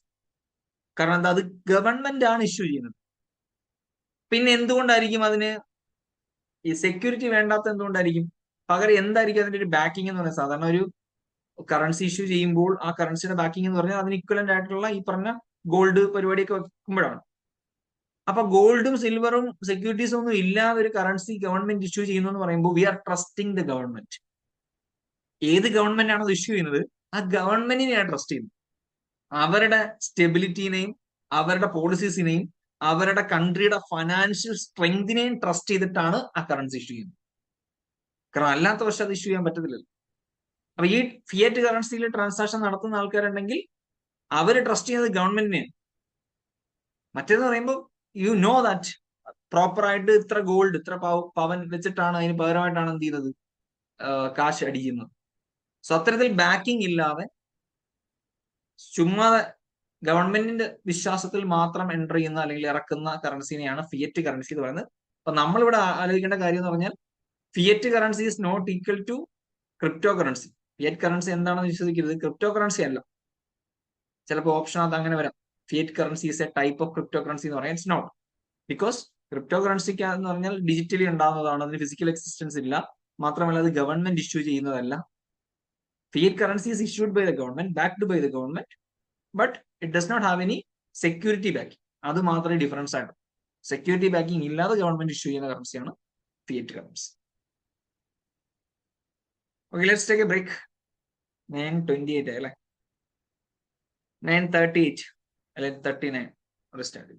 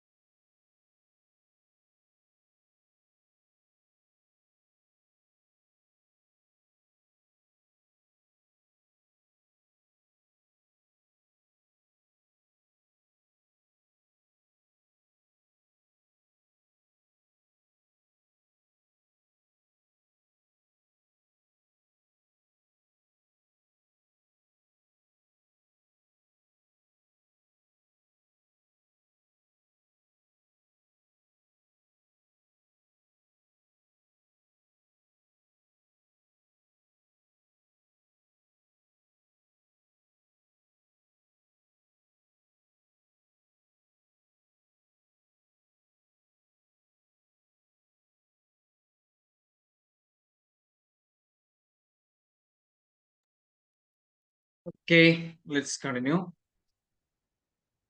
So നമ്മുടെ ഈ ബ്ലോക്ക് ചെയിൻ നെറ്റ്വർക്കിനെ നമ്മൾ മൂന്നായിട്ട് കാറ്റഗറൈസ് ചെയ്യുന്നുണ്ട്. പബ്ലിക്, ഒബ്വിയസ്ലി പബ്ലിക്കിന്റെ ഓപ്പോസിറ്റ് എന്തായിരിക്കും? Private and permissioned blockchain. മൂന്ന് പീസ് ആണ്, ട്രിപ്പിൾ പീസ് ആണ്: public, private and permissioned blockchain. So public blockchain ആണ് പേര് സൂചിപ്പിക്കുന്ന പോലെ ഓപ്പൺ ടു എനിവൺ, ആർക്ക് വേണമെങ്കിലും ആ ഒരു നെറ്റ്വർക്കിലേക്ക് ജോയിൻ ചെയ്യാം, പാർട്ടിസിപ്പേറ്റ് ചെയ്യാം, നോ റെസ്ട്രിക്ഷൻസ് വാട്ട്സോഎവർ. അപ്പൊ നമ്മുടെ ഒരു കമ്പ്യൂട്ടറിനെ വേണമെങ്കിൽ നമുക്ക് എന്ത് ചെയ്യാൻ പറ്റും? ബ്ലോക്ക് ചെയിൻ ടെക്നോളജിയിലേക്ക് ആഡ് ചെയ്യാൻ പറ്റും, no problem. So we will also become one node. നമ്മൾ ആഡ് ചെയ്ത് കഴിഞ്ഞാൽ നമ്മുടെ കമ്പ്യൂട്ടർ എന്തായിട്ട് മാറും? മറ്റൊരു നോഡായിട്ട് മാത്രമേ ഉള്ളൂ. So participants can read, write and verify transactions. ആരൊക്കെയാണോ ഈ നെറ്റ്വർക്കിൽ ഉള്ളത്, പബ്ലിക് ബ്ലോക്ക് ചെയിൻ ആരൊക്കെയാണോ ഉള്ളത്, ഈ ബിറ്റ് കോയിൻ ആണ് അതിന്റെ ഏറ്റവും വലിയ എക്സാമ്പിൾ. അതൊരു പബ്ലിക് ബ്ലോക്ക് ചെയിൻ ആണ്. ദേ ക്യാൻ റീഡ്, നടന്നിട്ടുള്ള എല്ലാ ട്രാൻസാക്ഷൻസും കാണാൻ പറ്റും, അതാണ് റീഡ് എന്ന് ഉദ്ദേശിക്കുന്നത്. റൈറ്റ്, പുതിയ ട്രാൻസാക്ഷൻസ് നമുക്ക് എന്ത് ചെയ്യാൻ പറ്റും? എക്സിക്യൂട്ട് ചെയ്യാൻ പറ്റും. ആൻഡ് വെരിഫൈ, നടന്ന ട്രാൻസാക്ഷൻസിന്റെ മറ്റേ അൽഗോരിതം സോൾവ് ചെയ്തുകൊണ്ട് നമുക്ക് എന്ത് ചെയ്യാൻ പറ്റും? വെരിഫൈ ചെയ്യാനും സാധിക്കും. ഡീസെൻട്രലൈസ്ഡ് ആണ്. സോ പേര് സൂചിപ്പിക്കുന്നത് no single entity controls network. നടുക്കാരുമില്ല, റെഗുലേറ്റർ ആരുമില്ല, അല്ലെങ്കിൽ ഏതെങ്കിലും ഒരു കമ്പ്യൂട്ടറിന് സുപ്രീം പവർ ഒന്നുമില്ല. 1 മില്യൺ കമ്പ്യൂട്ടേഴ്സ് ഇൻവോൾവ് ആണെങ്കിൽ അതിൽ ഏതെങ്കിലും ഒന്നോ രണ്ടോ കമ്പ്യൂട്ടേഴ്സിനായിട്ട് സ്പെഷ്യൽ പ്രിവിലേജസ് ഒന്നുമില്ല, എല്ലാം ഒരുപോലെ തന്നെ. ഡിസ്ട്രിബ്യൂട്ടഡ് ആണ്. Every participant is A node. എല്ലാ പാർട്ടിസിപ്പൻസും ഒരു നോഡാണ്. Any node can become A full or mining node. ഒരു ട്രാൻസാക്ഷൻ മൈൻ ചെയ്യാൻ നമുക്ക് നമ്മുടെ കമ്പ്യൂട്ടറിന് താല്പര്യമുണ്ടെങ്കിൽ ചെയ്യാം, നോ റെസ്ട്രിക്ഷൻസ്. വെറുതെ ഇരുന്നാൽ മതി, ഇതെല്ലാം കണ്ടോണ്ടിരുന്നാൽ മതി, കണ്ടോണ്ടിരിക്കാം. ദാറ്റ്സ് അപ് ടു അസ്, നമ്മുടെ ചോയ്സ് ആണ്. റെസ്ട്രിക്ഷൻസ് ഇല്ല. അനോണിമസ് പാർട്ടിസിപ്പേഷൻ ആണ്. Node identities are not known. See, ഇവിടെ അനോണിമസ് ആവുന്നത് ഐഡന്റിറ്റീസ്, അതായത് പ്രോട്ടോകോൾ, IP അഡ്രസ്, ഇങ്ങനെയുള്ള കാര്യങ്ങളൊക്കെ സേഫ് ആയിരിക്കും. ആരാണ് ഇത് വെരിഫൈ ചെയ്തത് എന്നുള്ളതൊന്നും നമുക്ക് പ്രൂവ് ചെയ്യാൻ പറ്റത്തില്ല, ട്രാക്ക് ചെയ്യാൻ പറ്റത്തില്ല. ഒരു particular kind of cyber attack ഉണ്ട്, നമ്മൾ ചാപ്റ്റർ 2 പഠിക്കും. റാൻസം വെയർ അറ്റാക്ക് എന്നാണ് അതിനെ വിളിക്കുക, റാൻസം വെയർ. ഈ റാൻസം വെയർ അറ്റാക്കുകൾ ചെയ്യാന്ന് പറഞ്ഞു കഴിഞ്ഞാൽ ഏതെങ്കിലും ഒരു വൈറസ് അല്ലെങ്കിൽ ട്രോജൻ ഹോഴ്സ് ഉപയോഗിച്ച് നമ്മുടെ സിസ്റ്റത്തെ ഹാക്ക് ചെയ്തിട്ട് നമ്മുടെ സിസ്റ്റത്തിലെ മുഴുവൻ ഡേറ്റ ഇവർ എൻക്രിപ്റ്റ് ചെയ്തു. അപ്പൊ നമ്മൾ കമ്പ്യൂട്ടർ ഓൺ ആക്കുന്ന സമയത്ത് ഒരു ഡിസ്പ്ലേ മെസ്സേജ് മാത്രമേ കാണത്തുള്ളൂ. ആ ഡിസ്പ്ലേ മെസ്സേജിൽ ഇതായിരിക്കും ഉള്ളത്: നിങ്ങളുടെ സിസ്റ്റത്തിലെ ഡേറ്റ മുഴുവൻ ഇപ്പൊ എന്റെ കയ്യിലാണ്, ഇതെല്ലാം പഴയതുപോലെ തിരിച്ചു കിട്ടണമെങ്കിൽ താഴെ തന്നിരിക്കുന്ന ഇതിലേക്ക് ഇത്ര ബിറ്റ് കോയിൻസ് പേ ചെയ്യണം, അല്ലെങ്കിൽ ക്രിപ്റ്റോ കറൻസി അയച്ചു തരണം എന്നായിരിക്കും പറയുക. ബ്ലാക്ക് മെയിലിംഗ് ആണ് ലിറ്ററൽ. നമ്മൾ ആ ഒരു സാധനം കൊടുത്തില്ലെങ്കിൽ നമ്മുടെ ഡേറ്റ മുഴുവൻ നശിപ്പിച്ചു കളയും. ടൈമർ ഒക്കെ വെച്ചിട്ടുണ്ടായിരിക്കും, 24 hours. ആ 24 hours നമുക്കത് കൊടുക്കാൻ പറ്റിയില്ലെങ്കിൽ ഫുൾ ഡേറ്റ ഫോർമാറ്റ് ചെയ്യപ്പെടും. സോ കമ്പനീസ് വേറെ ഓപ്ഷൻ ഇല്ലാതെ കൊടുക്കേണ്ടി വരും, സാഹചര്യം ഉണ്ടാവും. സോ ഇവിടെ ക്യാഷ് ചോദിച്ചു കഴിഞ്ഞാൽ പ്രശ്നം എന്താ? ഇവർക്ക് ക്യാഷ് ട്രാൻസ്ഫർ, ബ്ലാക്ക് മെയിൽ ചെയ്തിട്ട് ക്യാഷ് ചോദിച്ചു കഴിഞ്ഞാൽ നമ്മൾ ആരുടെ അക്കൗണ്ടിലേക്കാണ് പൈസ ഇടുന്നതെന്നൊക്കെ അറിയാൻ പറ്റും. ആ അക്കൗണ്ട് ഡീറ്റെയിൽസ് വെച്ചിട്ട് നമ്മൾ ഈ ഹാക്ക് ചെയ്തവൻ ആരാണെന്നൊക്കെ പൊക്കാൻ പറ്റും. ആ റിസ്ക് ഇവർക്ക് ഈ പറഞ്ഞ ടെക്നോളജി ഉപയോഗിച്ച് ഒഴിവാക്കാം. ഈ കാശ് വാങ്ങിക്കുന്നതിന് വരെ എന്ത് ചെയ്താൽ മതി? ഈ ക്രിപ്റ്റോ കറൻസി വാങ്ങിച്ചാൽ മതി.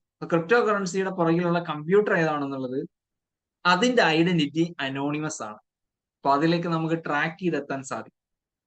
ഇതിന്റെ പബ്ലിക് ബ്ലോക്ക് ചെയിന്റെ ഏറ്റവും വലിയ എക്സാമ്പിൾ ആണ് നമ്മുടെ ബിറ്റ് കോയിൻ നെറ്റ്വർക്ക് എന്ന് പറയുന്നത്.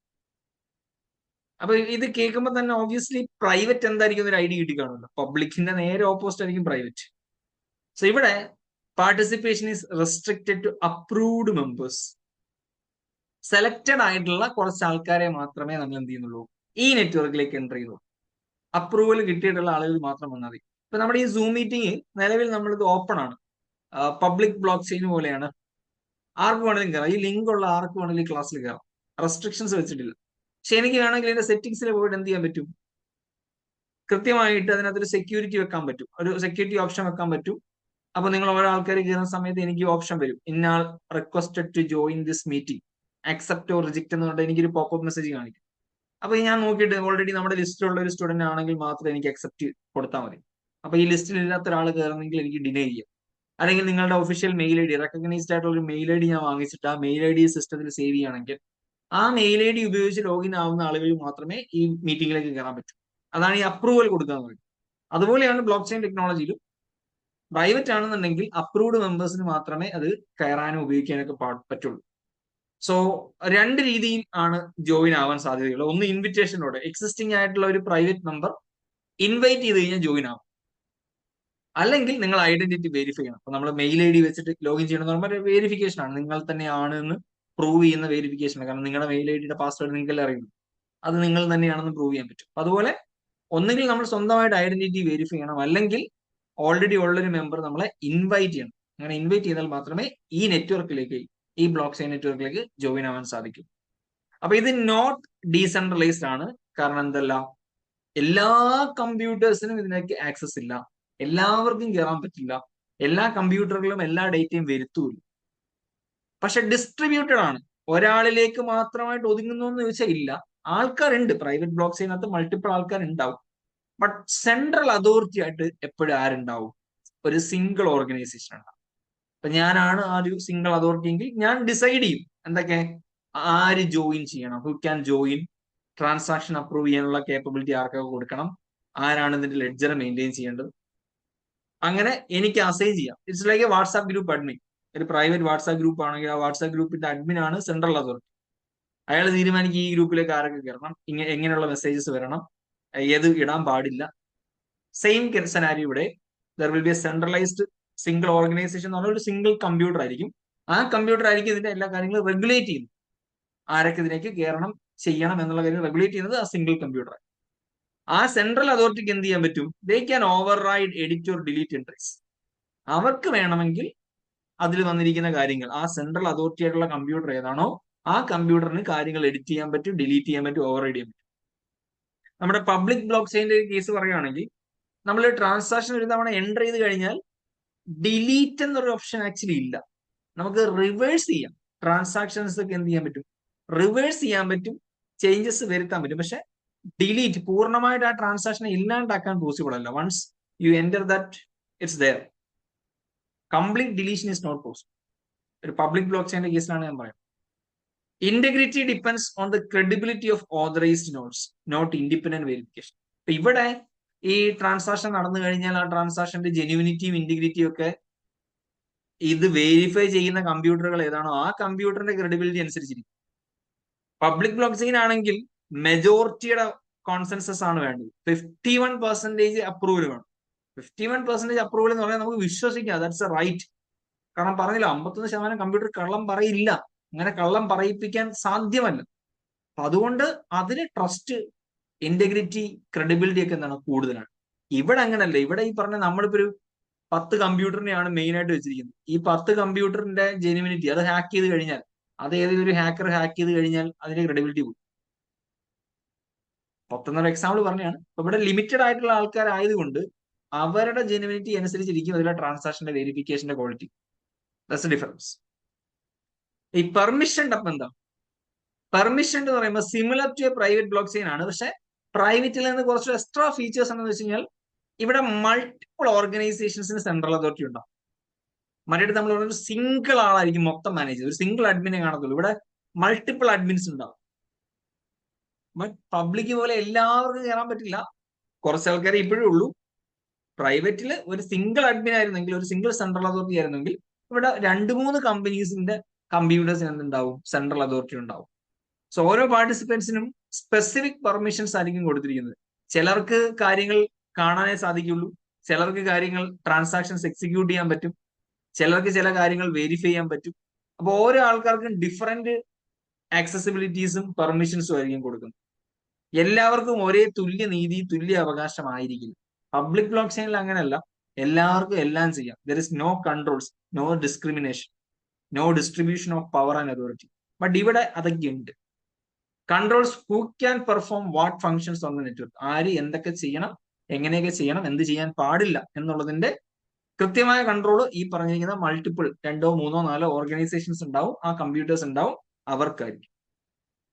May be open to anyone after identity verification and invitation only. Private പോലെ തന്നെയാണ്, സ്വന്തമായിട്ട് ഐഡന്റിറ്റി വെരിഫൈ ചെയ്യണം, അത് ജെന്യുവിൻ ആയിട്ടുള്ള ഒരു സോഴ്സ് ആണെന്നുള്ളത് വെരിഫൈ ചെയ്തിരിക്കണം. അല്ലെങ്കിൽ ഇൻവിറ്റേഷൻ വഴി എക്സിസ്റ്റിംഗ് ആയിട്ടുള്ള ഒരു മെമ്പർ, സെൻട്രൽ അതോറിറ്റി ഉള്ള ഒരാൾ എന്ത് ചെയ്യണം? ഇൻവൈറ്റ് ചെയ്തിട്ട് ഈ നെറ്റ്വർക്കിലേക്ക് ആഡ് ചെയ്യും. നോർമലായിട്ട് എല്ലാവർക്കും എന്ത് ചെയ്യാൻ പറ്റില്ല? ആക്സസ് ചെയ്യാൻ പറ്റില്ല. അപ്പൊ ഇതാണ് 3 different types of blockchain: public, private and permissioned blockchain. So നമ്മൾ മനസ്സിലാക്കേണ്ട കാര്യം, നമ്മൾ ഈ ക്രിപ്റ്റോ കറൻസി ആണ് പബ്ലിക് ബ്ലോക്ക് ചെയിൻ്റെ ഏറ്റവും വലിയ, ബിറ്റ് കോയിൻ ആണ് ഏറ്റവും വലിയ പോപ്പുലർ സാധനം എന്ന് പറഞ്ഞു. ഇതിന് ഫ്യൂച്ചറിൽ ഒരുപാട് പോസിബിലിറ്റീസ് ഉണ്ട്. നിലവിൽ തന്നെ നടക്കുന്ന ഒരു സംഭവം, വാൾമാർട്ട് എന്ന് പറയുന്ന കമ്പനി ഉണ്ട്, നമ്മുടെ ഫ്ലിപ്കാർട്ടിന്റെ ഒക്കെ ഓണർ വാൾമാർട്ട്. അവരവരുടെ സപ്ലൈ ചെയിന്റെ പരിപാടികൾ മുഴുവൻ നടത്തുന്ന ഈ ബ്ലോക്ക് ചെയിനിലൂടെ. അപ്പൊ ബ്ലോക്ക് ചെയിനിലൂടെ നടത്തുക എന്ന് പറഞ്ഞാൽ അവരുടെ സപ്ലൈ ചെയിനിൽ നടക്കുന്ന എല്ലാ വിവരങ്ങളും അവർ അപ്ഡേറ്റ് ചെയ്തത് ബ്ലോക്ക് ചെയിൻ ടെക്നോളജിയിലാണ്. അതുകൊണ്ടുള്ള അവർക്ക് അഡ്വാൻറ്റേജ് എന്ന് വെച്ചാൽ എവിടെ എന്ത് എപ്പോൾ എങ്ങനെ നടക്കുന്നു എന്നുള്ളതിന്റെ കൃത്യമായ ഡേറ്റ അവരുടെ കയ്യിലുണ്ട്. എവിടെങ്കിലും ഒരു കൺസ്ട്രൈൻസ് വരുവാണെങ്കിൽ അത് എവിടെയാണ് വന്നതെന്നൊക്കെ കൃത്യമായിട്ട് ട്രാക്ക് ചെയ്യാൻ പറ്റും. So Walmart is actually using this technology for other applications as well. ഇതിന്റെ ഫ്യൂച്ചറിസ്റ്റിക് ആയിട്ടുള്ള യൂസ് പറയുന്നത് എലക്ഷൻ. ഫ്യൂച്ചറിലെ എലക്ഷൻ ഒക്കെ നമുക്ക് ഈ ഒരു ടെക്നോളജി ഉപയോഗിച്ച് നടത്താം. ഈ കള്ള വോട്ട്, ഡ്യൂപ്ലിക്കേറ്റ് വോട്ട് പരിപാടിയൊക്കെ സംഭവിക്കാറുണ്ട്. അതിനെപ്പറ്റി ആൾക്കാർക്ക് സസ്പീഷൻസ് ഉണ്ട്.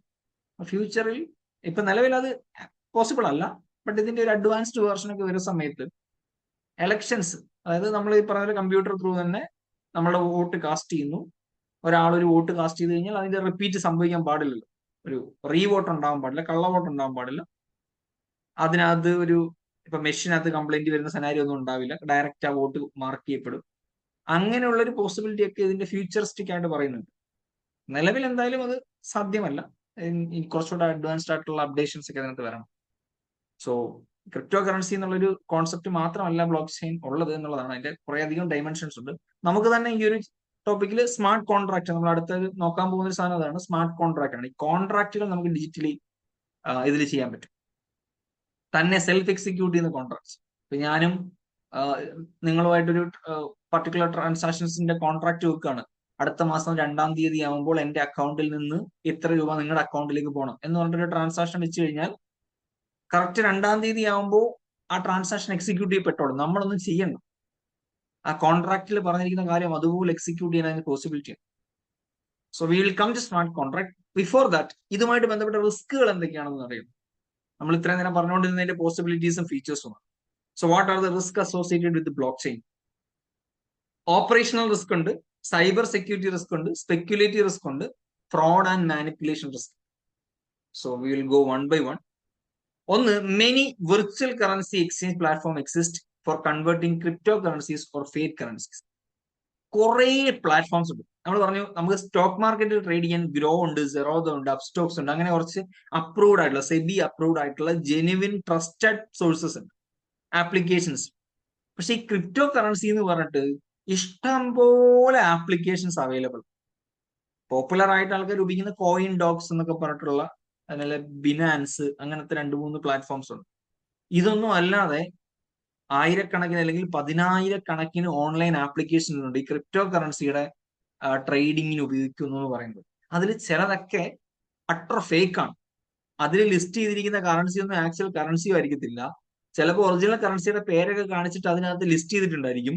നമ്മൾ പൈസ ഇൻവെസ്റ്റ് ചെയ്ത് കഴിയുമ്പോൾ 2-3 ദിവസം കഴിയുമ്പോൾ ഈ ആപ്പും കാണത്തില്ല, ആപ്പും വർക്ക് ആവത്തില്ല, ഈ കറൻസിയുടെ പേരും കാണത്തില്ല, എല്ലാം പോയി. അങ്ങനെ ഒരുപാട് സ്കാം നടക്കുന്നു. സോ അത്തരത്തിൽ ആളുകളെ തട്ടിപ്പിനിരയാക്കുന്ന ഒരുപാട് പ്ലാറ്റ്ഫോംസ് ഉള്ളത് ഇതിന്റെ ഒരു ഓപ്പറേഷണൽ റിസ്ക് ആണ്. റെഗുലേഷൻ, നമ്മൾ പറഞ്ഞു ഇതിന് കൺട്രോൾ ആരും ഏറ്റെടുത്തിട്ടില്ല, നിയമനിർമ്മാണം ഇതിന് പ്രോപ്പറായിട്ട് വന്നിട്ടില്ല. അതിന് പ്രധാനപ്പെട്ട റീസൺ, ഇപ്പൊ നമ്മൾ അമേരിക്കൻ കോഴ്സ് പഠിക്കുന്നുണ്ട്, അവരുടെ പെർസ്പെക്റ്റീവ് പറയുമ്പോൾ ക്രിപ്റ്റോ കറൻസീസിന്റെ നിലവിൽ സെക്യൂരിറ്റി ആണോ ഇത് കമ്മോഡിറ്റി ആണോ, ഇതിന് ഏത് കാറ്റഗറി പെടുത്തും എന്നുള്ളത് ഒരു നിശ്ചയിച്ചിട്ടില്ല. ഇതൊരു സെക്യൂരിറ്റി ആയിട്ട് ഷെയർ പോലെ കൺസിഡർ ചെയ്യാൻ പറ്റുമോ, അത് ഇതൊരു സാധനം പോലെ, ഒരു പ്രൊഡക്റ്റ് പോലെ കൺസിഡർ ചെയ്യാൻ പറ്റുമോ, ഈവൻ കറൻസി എന്ന് പറഞ്ഞാൽ പോലെ ആ കറൻസി ആയിട്ട് നോർമൽ കറൻസിയെ പോലെ കൺസിഡർ ചെയ്യാൻ പറ്റുമോ, ഇങ്ങനെയുള്ള ക്ലാരിറ്റി കുറവുണ്ട്.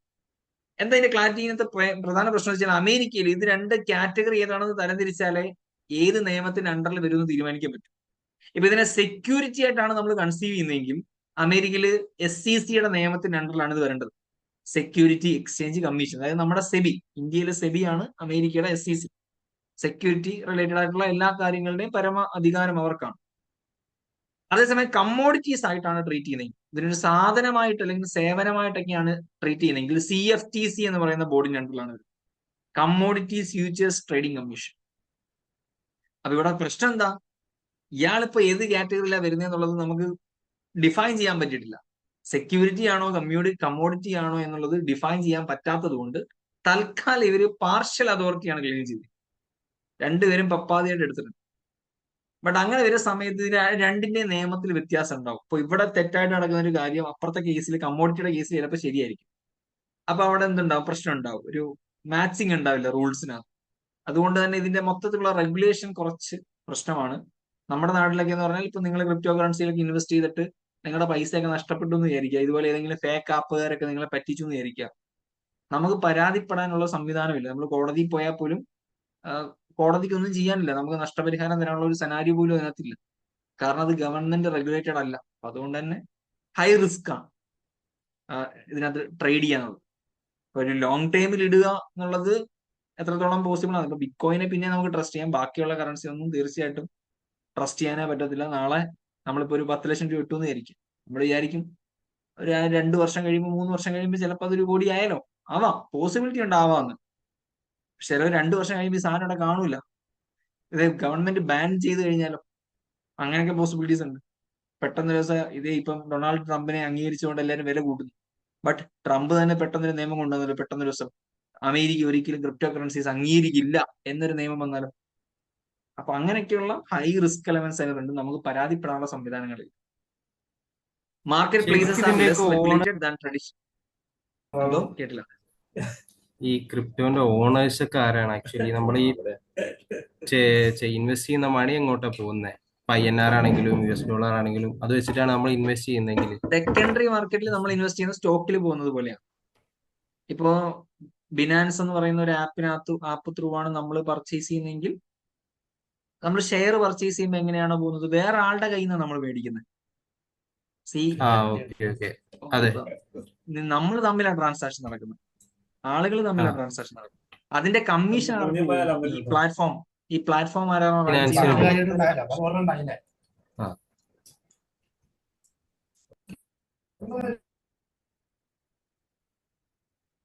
ക്ലിയർ അല്ലേ? നിങ്ങളുടെ ഔട്ട് വോയിസ് എനിക്ക് കറക്റ്റ് അല്ല, അതുകൊണ്ട് തന്നെ എനിക്ക് ചില കാര്യങ്ങൾ കേൾക്കാൻ പറ്റില്ല. എന്റെ ഡിവൈസിന്റെ കുഴപ്പമാണ്, നിങ്ങളുടെ കുഴപ്പമില്ല.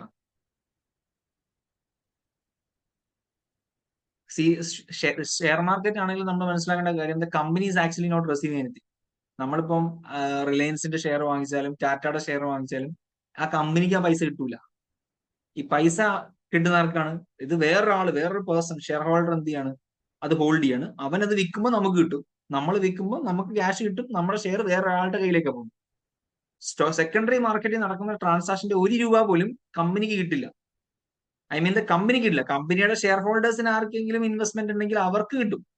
അതല്ലാതെ കമ്പനിക്ക് ആയിട്ട് ആ പൈസ ഇല്ല. കമ്പനി ക്യാഷ് എടുക്കുന്ന എപ്പോഴാണ്? IPO ഇഷ്യൂ ചെയ്യുമ്പോഴാണ്. ഫസ്റ്റ് ടൈം ഇത് ഇഷ്യൂ ചെയ്യുമല്ലോ, ഇനിഷ്യൽ പബ്ലിക് ഓഫറിംഗ് എന്ന് പറഞ്ഞിട്ട് ഫസ്റ്റ് ടൈം ഇഷ്യൂ ചെയ്യുമ്പോഴാണ് കമ്പനിക്ക് എന്ത് കിട്ടുക? ഫണ്ട് കിട്ടുക. അത് വെഞ്ചർ ക്യാപിറ്റലിസ്റ്റുകളുടെ കയ്യിൽ നിന്നും ഇന്റർമീഡിയറ്റ്സിന്റെ കയ്യിൽ നിന്നും ഇതിനകത്ത് ഇൻവെസ്റ്റ് ചെയ്യാനായിട്ടിരിക്കുന്ന ആൾക്കാരുണ്ട്, അവരുടെ കയ്യിൽ നിന്നാണ് ബൾക്ക് എടുക്കുന്നത്. എന്നിട്ട് അവന്മാരാണ് എന്ത് ചെയ്യുന്നത്? ഇത് കുറച്ചുകൂടെ ഹയർ പ്രൈസിന് മാർക്കറ്റിൽ കൊണ്ടിട്ടിട്ട് സെക്കൻഡറി മാർക്കറ്റിൽ വിറ്റിട്ട് അവർ പ്രോഫിറ്റ് എടുക്കും. അപ്പൊ കമ്പനിയെ സംബന്ധിച്ച് കമ്പനി ഇപ്പൊ ഒരു ഷെയർ 10 രൂപയ്ക്കാണ് ഇഷ്യൂ ചെയ്യുന്നത്. ഇത് ഇന്റർമീഡിയറ്റ് ആയിട്ട് ഇരിക്കുന്ന നമ്മൾ അണ്ടർ റൈറ്റേഴ്സ് എന്നൊക്കെ വിളിക്കുക. ഈ അണ്ടർ റൈറ്റേഴ്സ് ഈ 10 രൂപയുടെ സാധനം എന്ത് ചെയ്യും? സെക്കൻഡറി മാർക്കറ്റിൽ 15 രൂപയ്ക്കായിരിക്കും ഇഷ്യൂ. ഈ 15 രൂപയ്ക്ക് വാങ്ങുന്ന ആരാ? ജനറൽ പബ്ലിക് ആണ്. നമ്മളെപ്പോലുള്ള ആൾക്കാരാണ് ഇത് 15 രൂപയ്ക്ക് മേടിക്കും. കമ്പനിക്ക് ഇവിടെ എത്ര കിട്ടുക? 10 കിട്ടുള്ളൂ. കമ്പനിക്ക് 10 കിട്ടുള്ളൂ എന്ന് മാത്രമല്ല, പിന്നെ ഇവിടെ നടക്കുന്ന ഒരു ട്രാൻസാക്ഷന്റെ പൈസയും കമ്പനിക്ക് പോകില്ല. കമ്പനിക്ക് ഈ ഷെയർ മാർക്കറ്റിൽ അവരുടെ ഷെയറിന്റെ വില കൂടുന്നത് കൊണ്ടുള്ള ആകെയുള്ള ഗുണം എന്ന് പറഞ്ഞാൽ അവരുടെ വാല്യുവേഷൻ കൂട്ടിക്കാണിക്കും. നാളെ ഈ കമ്പനി വേറെ ആൾക്ക് വിൽക്കാൻ തീരുമാനിക്കുകയാണെങ്കിൽ ആ കമ്പനിക്ക് എത്ര വില കൊടുക്കും, അപ്പൊ നമുക്ക് ആ ഷെയർ മാർക്കറ്റിൽ നമ്മുടെ ഷെയറിന്റെ വില വെച്ചിട്ട് കോട്ട് ചെയ്യാം. കണ്ടോ, ഞങ്ങളുടെ ഷെയറിന് ഇത്രയും വാല്യൂ ഉണ്ട്, സോ ഞങ്ങൾ ടോട്ടൽ ഇത്രയും $1 ബില്യൺ അർഹരാണെന്ന് വേണമെങ്കിൽ ക്ലെയിം ചെയ്യാം. അത് മാത്രമേ സെക്കൻഡറി മാർക്കറ്റിലുള്ള പ്രൈസ് ഫ്ലക്ച്വേഷൻ കൊണ്ട് അവർക്ക് അഡ്വാൻറ്റേജ് ഉള്ളൂ. പ്ലസ് പോസിറ്റീവ് ഫിഗറിൽ പോയിക്കൊണ്ടിരിക്കുന്ന ഒരു ഷെയർ ആണെന്നുണ്ടെങ്കിൽ കമ്പനിയെ പറ്റിയുള്ള ആളുകളുടെ പെർസ്പെക്റ്റീവ് കൂടുതലായിരിക്കും, കൂടുതൽ ആൾക്കാർ കമ്പനിയിലേക്ക് ഇൻവെസ്റ്റ് ചെയ്യാൻ തയ്യാറാവും. അങ്ങനെയുള്ള സ്ട്രാറ്റജിക്കൽ അഡ്വാൻറ്റേജും എക്കണോമിക് ബെനിഫിറ്റ്സും അങ്ങനെ ഉണ്ടാവും. അതല്ലാതെ സെക്കൻഡറി മാർക്കറ്റിൽ നമ്മൾ ഷെയർ വിൽക്കുന്നതും വാങ്ങുന്നതും ഒരിക്കലും കമ്പനിയിലേക്ക് എന്ത് ചെയ്യുന്നില്ല, 1 രൂപ പോലും പോകുന്നത്. അതുപോലെയാണ് ഇവിടെ നമ്മൾ സെക്കൻഡറി മാർക്കറ്റിൽ കറൻസീസ് പർച്ചേസ് ചെയ്യുമ്പോൾ ബിറ്റ്വീൻ ദ യൂസേഴ്സ്. പിന്നെ കമ്മീഷൻ മൈനിങ് എന്നുള്ള പ്രോസസ് ഫസ്റ്റ് പറഞ്ഞിട്ടുണ്ടോന്നല്ലേ ഇടയിൽ വെച്ച് കയറി, അതുകൊണ്ട് മൈനിങ് എന്നുള്ള പ്രോസസ്സിൽ ആക്ച്വലി എങ്ങനെ ഇപ്പൊ റിവാർഡ് ആയിട്ടാണല്ലോ ബിറ്റ്കോയിൻ കിട്ടുന്നത്. അതെന്താ യെസ് ചെയ്യുന്നത്? യെസ്. ഫസ്റ്റ് ബിറ്റ് കോയിൻ എങ്ങനെ കിട്ടുന്നതെന്നല്ലേ ചോദിച്ചത്. അതാ നമ്മൾ പറഞ്ഞത്. If A transaction occurs, for example ഞാനും സുൽത്താനും തമ്മിൽ ഒരു കോൺട്രാക്ട്, ഒരു എഗ്രിമെന്റ് ഈ കമ്പ്യൂട്ടറിനകത്തേക്ക് അപ്ഡേറ്റ് ചെയ്തു എന്ന് വിചാരിക്കും. ഈ കമ്പ്യൂട്ടറിനകത്തേക്ക് അപ്ഡേറ്റ് ചെയ്യുമ്പോൾ കമ്പ്യൂട്ടറിന്റെ system will generate A algorithm. ഈ അൽഗോരിതം എന്ന് പറയുന്നത് ഈ ട്രാൻസാക്ഷൻ ഞാനും സുൽത്താനും തമ്മിലുള്ള ഈ ഒരു ട്രാൻസാക്ഷൻ ജെന്യുവിൻ ആണെന്ന് വെരിഫൈ ചെയ്യാനുള്ള അൽഗോരിതം. ഈ നെറ്റ്വർക്കിലുള്ള ഏത് കമ്പ്യൂട്ടർ ആണോ അതിന് സൊല്യൂഷൻ കൃത്യമായിട്ട് കൊടുക്കുന്നത്, ആ സൊല്യൂഷൻ കൊടുക്കുന്ന കമ്പ്യൂട്ടറിന്റെ സിസ്റ്റത്തിലേക്ക് റിവാർഡ് പോലെ, ഒരു സമ്മാനം പോലെ, നമ്മൾ ഈ ഫ്ലിപ്കാർട്ട് ഉപയോഗിക്കുമ്പോൾ അതിനകത്ത് സൂപ്പർ കോയിൻ എന്ന് പറഞ്ഞ സാധനം കിട്ടില്ല. ഫ്ലിപ്കാർട്ടിൽ സൂപ്പർ കോയിൻ കിട്ടുന്ന എങ്ങനെയാ? നിങ്ങൾ ഏതെങ്കിലും സാധനം പർച്ചേസ് ചെയ്യുമ്പോൾ സമ്മാനമായിട്ട് കിട്ടും. അല്ലെങ്കിൽ ഗൂഗിൾ പേയിൽ നമ്മളൊരു ട്രാൻസാക്ഷൻ നടക്കുമ്പോൾ നമുക്ക് എന്ത് ചെയ്യും, ചിലപ്പോൾ 1 രൂപ 2 രൂപ ക്യാഷ് ബാക്ക് കിട്ടും. അതേ സിസ്റ്റമാണ്. ബട്ട് അത് കുറച്ച് ലളിതമായ സിസ്റ്റമാണ്. ഇത് കുറച്ചുകൂടെ കോംപ്ലക്സ് ആണ്. അത്രയും ഇവിടെ ഒരു ഈ ഇക്വേഷൻ എന്ന് പറയുന്നതാണ് നമുക്ക് സിമ്പിൾ ആയിട്ട് തോന്നുന്നത്. ആ ഇക്വേഷൻ നിങ്ങൾക്ക് വേണമെങ്കിൽ ജസ്റ്റ് ഗൂഗിൾ ചെയ്ത് നോക്കാം. ബിറ്റ് കോയിൻ നെറ്റ്വർക്ക് ജനറേറ്റ് ചെയ്യുന്ന ഇക്വേഷൻ എന്ന് പറയുമ്പോൾ ഹ്യൂമൻ ബ്രെയിൻ ഒന്നും ഒരിക്കലും പ്രോസസ് ചെയ്യാൻ പറ്റാത്ത കൈൻഡ് ഓഫ് വലിയ ഇക്വേഷൻ, വലിയൊരു അൽഗോരിതം.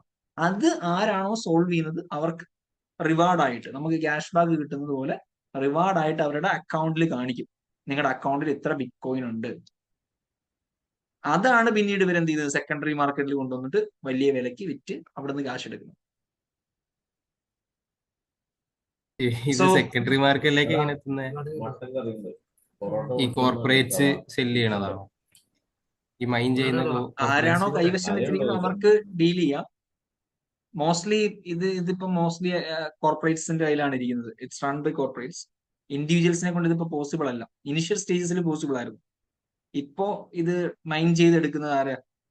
കോർപ്പറേറ്റ്സ് തന്നെയാണ്. ആൻഡ് മോസ്റ്റ് ഓഫ് ആൾക്കാർ ഇനിഷ്യൽ സ്റ്റേജസിൽ ഇത് കിട്ടിയ ആൾക്കാർ അന്ന് ഇവർക്ക് അറിയത്തില്ലല്ലോ ഇതിന് ഇത്രയും വാല്യൂ ഉണ്ടാവും. There was A person actually, അയാളുടെ കയ്യിൽ കുറെ ഉണ്ടായിരുന്നു, മോർ ദാൻ 100 200 ബിറ്റ് കോയിൻ ഒക്കെ ഉണ്ടായിരുന്നു. ആളത് ഒരു സാൻഡ്വിച്ചിന് വേണ്ടിയിട്ടൊക്കെ വിറ്റു എന്ന് പറഞ്ഞിട്ടൊരു സ്റ്റോറി ഉണ്ട്. ഇൻസ്റ്റാഗ്രാമിൽ കണ്ടതാണ്, ആളുടെ ഒരു ഇന്റർവ്യൂ പോലെ. അതായത് ഇതിന് വാല്യൂ ഉണ്ടാവില്ല, അതിനെപ്പറ്റി ഒരു ഫ്യൂച്ചറിസ്റ്റിക് ആയിട്ട് ചിന്തിക്കാതെ പുള്ളിയുടെ കയ്യിൽ അക്കൗണ്ടിൽ എത്ര ഉണ്ടായിരുന്നു അത് പുള്ളി ട്രാൻസ്ഫർ ചെയ്ത് കൊടുത്ത് വേറെ അക്കൗണ്ടിലേക്ക്, പകരം എന്തോ സാൻഡ്വിച്ചോ അങ്ങനെ കഴിക്കാൻ എന്തോ സാധനം മേടിച്ചു. എന്നതിന്റെ വില കാൽക്കുലേറ്റ് ചെയ്യുമ്പോൾ ഇറ്റ്സ് യൂസ്ലെസ്. അപ്പൊ ഇനിഷ്യൽ സ്റ്റേജസിൽ ഇത് കിട്ടിയ ആൾക്കാരൊക്കെ ഇതിന് ഫ്യൂച്ചറിസ്റ്റിക് ആയിട്ട് വാല്യൂ ഒന്നും ഉണ്ടാവില്ല എന്ന് പറഞ്ഞിട്ട് വിറ്റ് ഒഴിവാക്കി. അത് പിന്നീട് അക്യുമുലേറ്റ് ചെയ്ത് വെച്ച ആൾക്കാരൊക്കെ എന്ത് ചെയ്തിട്ടുണ്ട്, വിറ്റിട്ടുണ്ട്. ലിസ്റ്റ് ചെയ്യാനായിട്ട് അതിന്റെ പ്രൊസീജിയേഴ്സ് ഉണ്ട്. ഇപ്പൊ നമുക്കൊരു കോയിൻ ഡോക്സ് അല്ലെങ്കിൽ ഈ പറഞ്ഞ ബിനാൻസ് പോലത്തെ പ്ലാറ്റ്ഫോമിനകത്ത് കോയിൻ വരണമെങ്കിൽ അതിൻ്റെതായിട്ടുള്ള നമ്മൾ ഷെയർ ഇഷ്യൂ ചെയ്യുമ്പോൾ ഫോളോ ചെയ്യുന്നത് പോലെ തന്നെയുള്ള കുറച്ച് ലീഗൽ പ്രൊസീജിയേഴ്സ് കാര്യങ്ങളൊക്കെ ഉണ്ട്. ആ ഫോർമാലിറ്റീസ് എല്ലാം ഫുൾഫിൽ ചെയ്താലാണ് ഒരു കോയിൻ അവിടെ ലിസ്റ്റ് ചെയ്യപ്പെടുന്നത്. അതിന്റെ പുറകിൽ ഒരു മൾട്ടിനാഷണൽ കോർപ്പറേഷൻ ഉണ്ടാവും അത് റൺ ചെയ്യാനായിട്ട്. So some platforms lack customer protection and leading to potential loss of funds. നിങ്ങളുടെ പൈസ നഷ്ടപ്പെടാനുള്ള സാധ്യത ഹൈ ആണ്. സൈബർ സെക്യൂരിറ്റി റിസ്ക് ആണ് ഹാക്കിംഗ്. നമ്മുടെ ഡിജിറ്റൽ വാലറ്റ്, അതായത് പ്രൈവറ്റ് കീ ഉള്ള ട്രാൻസാക്ഷൻ ഓതറൈസ് ചെയ്യാനായിട്ടുള്ള ഡിജിറ്റൽ കീസ്, പ്രൈവറ്റ് കീസ് സൂക്ഷിച്ചിരിക്കുന്ന വാലറ്റ് ഹാക്ക് ചെയ്യപ്പെടാം. അത് ആരുടെയെങ്കിലും കൈ കിട്ടിക്കഴിഞ്ഞാൽ തീർച്ചയായിട്ടും എന്ത് സംഭവിക്കും, നമ്മുടെ ട്രാൻസാക്ഷൻ നമ്മുടെ അക്കൗണ്ടിൽ കയറിയിട്ട് അവർക്ക് ട്രാൻസാക്ഷൻ നടക്കും. ഈ ഏറ്റവും കൂടുതൽ സബ്സ്ക്രൈബേഴ്സ് ഉള്ള യൂട്യൂബർ ഉണ്ട്, മിസ്റ്റർ ബീസ്റ്റ് എന്നാണ്. ഇപ്പം പുള്ളിയുടെ വീട്ടിൽ ഒരു ഇതാണ് പുള്ളി പറഞ്ഞാണ്, പുള്ളിയുടെ വീട്ടിൽ ഒരു റോബറി നടന്നു, കള്ളന്മാർ കയറിയിട്ട് മോഷണമൊക്കെ നടത്തി, വേറെ കുറച്ച് സാധനങ്ങളൊക്കെ അടിച്ചുകൊണ്ട് പോയി. അപ്പൊ പുള്ളിയുടെ ലാപ്ടോപ്പ് അവിടെ ഓപ്പൺ ആയിട്ട് ഇരിപ്പുണ്ടായിരുന്നു. ഈ ലാപ്ടോപ്പ് അവർ കൊണ്ടുപോയില്ല എന്ന് മാത്രമല്ല, ഈ ലാപ്ടോപ്പിന്റെ ഫ്രണ്ടിൽ ഹോം പേജിൽ തന്നെ ഇയാൾ പ്രൈവറ്റ് കീ വലിയ ലോക്ക് ഒന്നും ഇല്ലാതെ, സെക്യൂരിറ്റി ഒന്നും ഇല്ലാതെ കീപ്പ് ചെയ്തിട്ടുണ്ടായിരുന്നു. ഒരു പക്ഷേ അതിനകത്ത് ബുദ്ധിയുള്ള ഒരാളുണ്ടായിരുന്നെങ്കിൽ, ആ ഒരു പർട്ടിക്കുലർ പ്രൈവറ്റ് കീ ഒക്കെ ഉണ്ട് എന്നുള്ളത് മനസ്സിലാക്കി അതിനകത്ത് നിന്ന് ഡേറ്റ എടുക്കാൻ കഴിവുള്ള ഒരുത്തരുണ്ടായിരുന്നെങ്കിൽ ആ വീട്ടിൽ നിന്ന് മോഷ്ടിച്ചതിന്റെ 100 ഇരട്ടി പൈസ ഉണ്ടാക്കാനുള്ള സെറ്റപ്പ് ഉണ്ടായിരുന്നു. He had lot of crypto currencies. Bit coin അദ്ദേഹത്തിന്റെ വാലറ്റിൽ ഉണ്ടായിരുന്നു. സോ ഹാക്കിങ്ങിലൂടെ നമ്മുടെ പ്രൈവറ്റ് കീ അടിച്ചു മാറ്റാനുള്ള ഒരു പോസിബിലിറ്റി ഉണ്ട്. Computer hacking can alter destination wallet address, diverting payments. ഇപ്പൊ ഞാൻ സുൽത്താൻ അയക്കുന്ന ഒരു പേയ്മെന്റ് വേണമെങ്കിൽ ഹാക്കറിന് ഹാക്ക് ചെയ്തിട്ട് എന്ത് ചെയ്യാം, വേറൊരാളുടെ അഡ്രസ്സിലേക്ക് അയക്കും. അതായത് നമ്മുടെ ബാങ്കിങ്ങിന്റെ രീതിയിൽ തന്നെ ചിന്തിക്കാം. ഞാൻ നിങ്ങളുടെ അക്കൗണ്ടിലേക്ക് പൈസ അയക്കാൻ ശ്രമിക്കുന്നു, ഹാക്കർ എന്ത് ചെയ്യുന്നു, ഡെസ്റ്റിനേഷൻ മാറ്റി വേറൊരാളുടെ അക്കൗണ്ടിലേക്ക് ആക്കും. അതിനൊക്കെയുള്ള പോസിബിലിറ്റീസ് ഉണ്ട്. ബട്ട് ഹാക്കിംഗ് കമ്പാരിറ്റീവ്ലി പബ്ലിക് ബ്ലോക്ക് ചെയിനിൽ പോസിബിൾ അല്ല. പോസിബിൾ ആയ പോലും പറഞ്ഞ 1-2 കമ്പ്യൂട്ടേഴ്സ് 100 കമ്പ്യൂട്ടേഴ്സ് അതും പോട്ടെ 1000 കമ്പ്യൂട്ടേഴ്സ് ഒക്കെ ചിലപ്പോൾ ഹാക്ക് ചെയ്യാൻ പറ്റുമായിരിക്കും. അതിൽ കൂടുതലൊന്നും പോസിബിൾ അല്ലല്ലോ. അത്ര എങ്ങനെ ഒരാളെ കൊണ്ട് സാധിക്കുക? വലിയൊരു നെറ്റ്വർക്ക്, ഒരു വലിയ മാഫിയ അല്ലെങ്കിൽ വലിയൊരു മൾട്ടിനാഷണൽ കമ്പനി തന്നെ ഇരുന്ന് ഹാക്ക് ചെയ്യാൻ തീരുമാനിക്കുകയാണെങ്കിൽ പോലും they have limitations to hack more than 51% is not possible. Transactions irreversible ആണ്. സോ നിങ്ങൾ തെറ്റായ ഒരു അഡ്രസ്സിലേക്ക് സെൻഡ് ചെയ്ത് കഴിഞ്ഞാൽ തിരിച്ചെടുക്കാൻ പറ്റില്ല.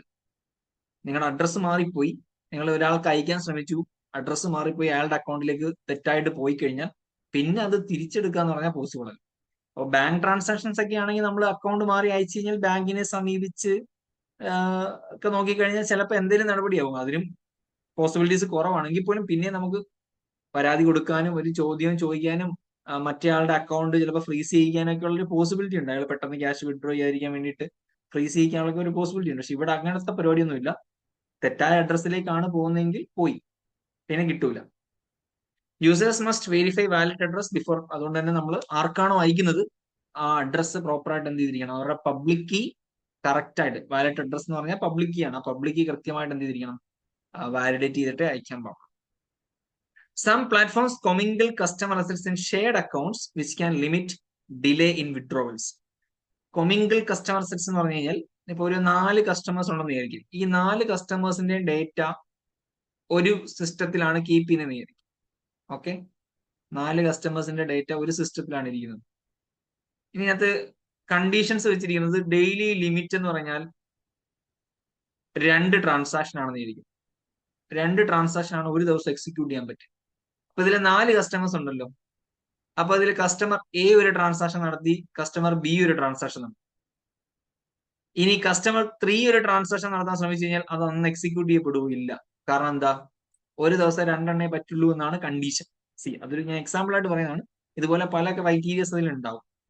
അപ്പോൾ ഡെയിലി ലിമിറ്റ്സോ ഇങ്ങനത്തെ കണ്ടീഷൻസോ ഒക്കെ ഉണ്ടെങ്കിൽ ഇങ്ങനെ പല ആൾക്കാരുടെ സാധനങ്ങൾ ഒരുമിച്ച് സൂക്ഷിക്കുന്നത് കൊണ്ട് ചില ആളുകൾക്ക് അവരുടെ ട്രാൻസാക്ഷൻസ് എക്സിക്യൂട്ട് ചെയ്യുന്നതിനകത്ത് ഡിലേ ഉണ്ടാവും, പറ്റത്തില്ല, റെസ്ട്രിക്ഷൻസ് കാണും. അപ്പൊ നമ്മൾ ജി പേ ആണെങ്കിൽ പോലും നമുക്ക് ചിലപ്പോൾ ഒരു എമൗണ്ട് ഇത്ര എമൗണ്ടിൽ കൂടുതൽ സെൻഡ് ചെയ്യാൻ പറ്റത്തില്ല.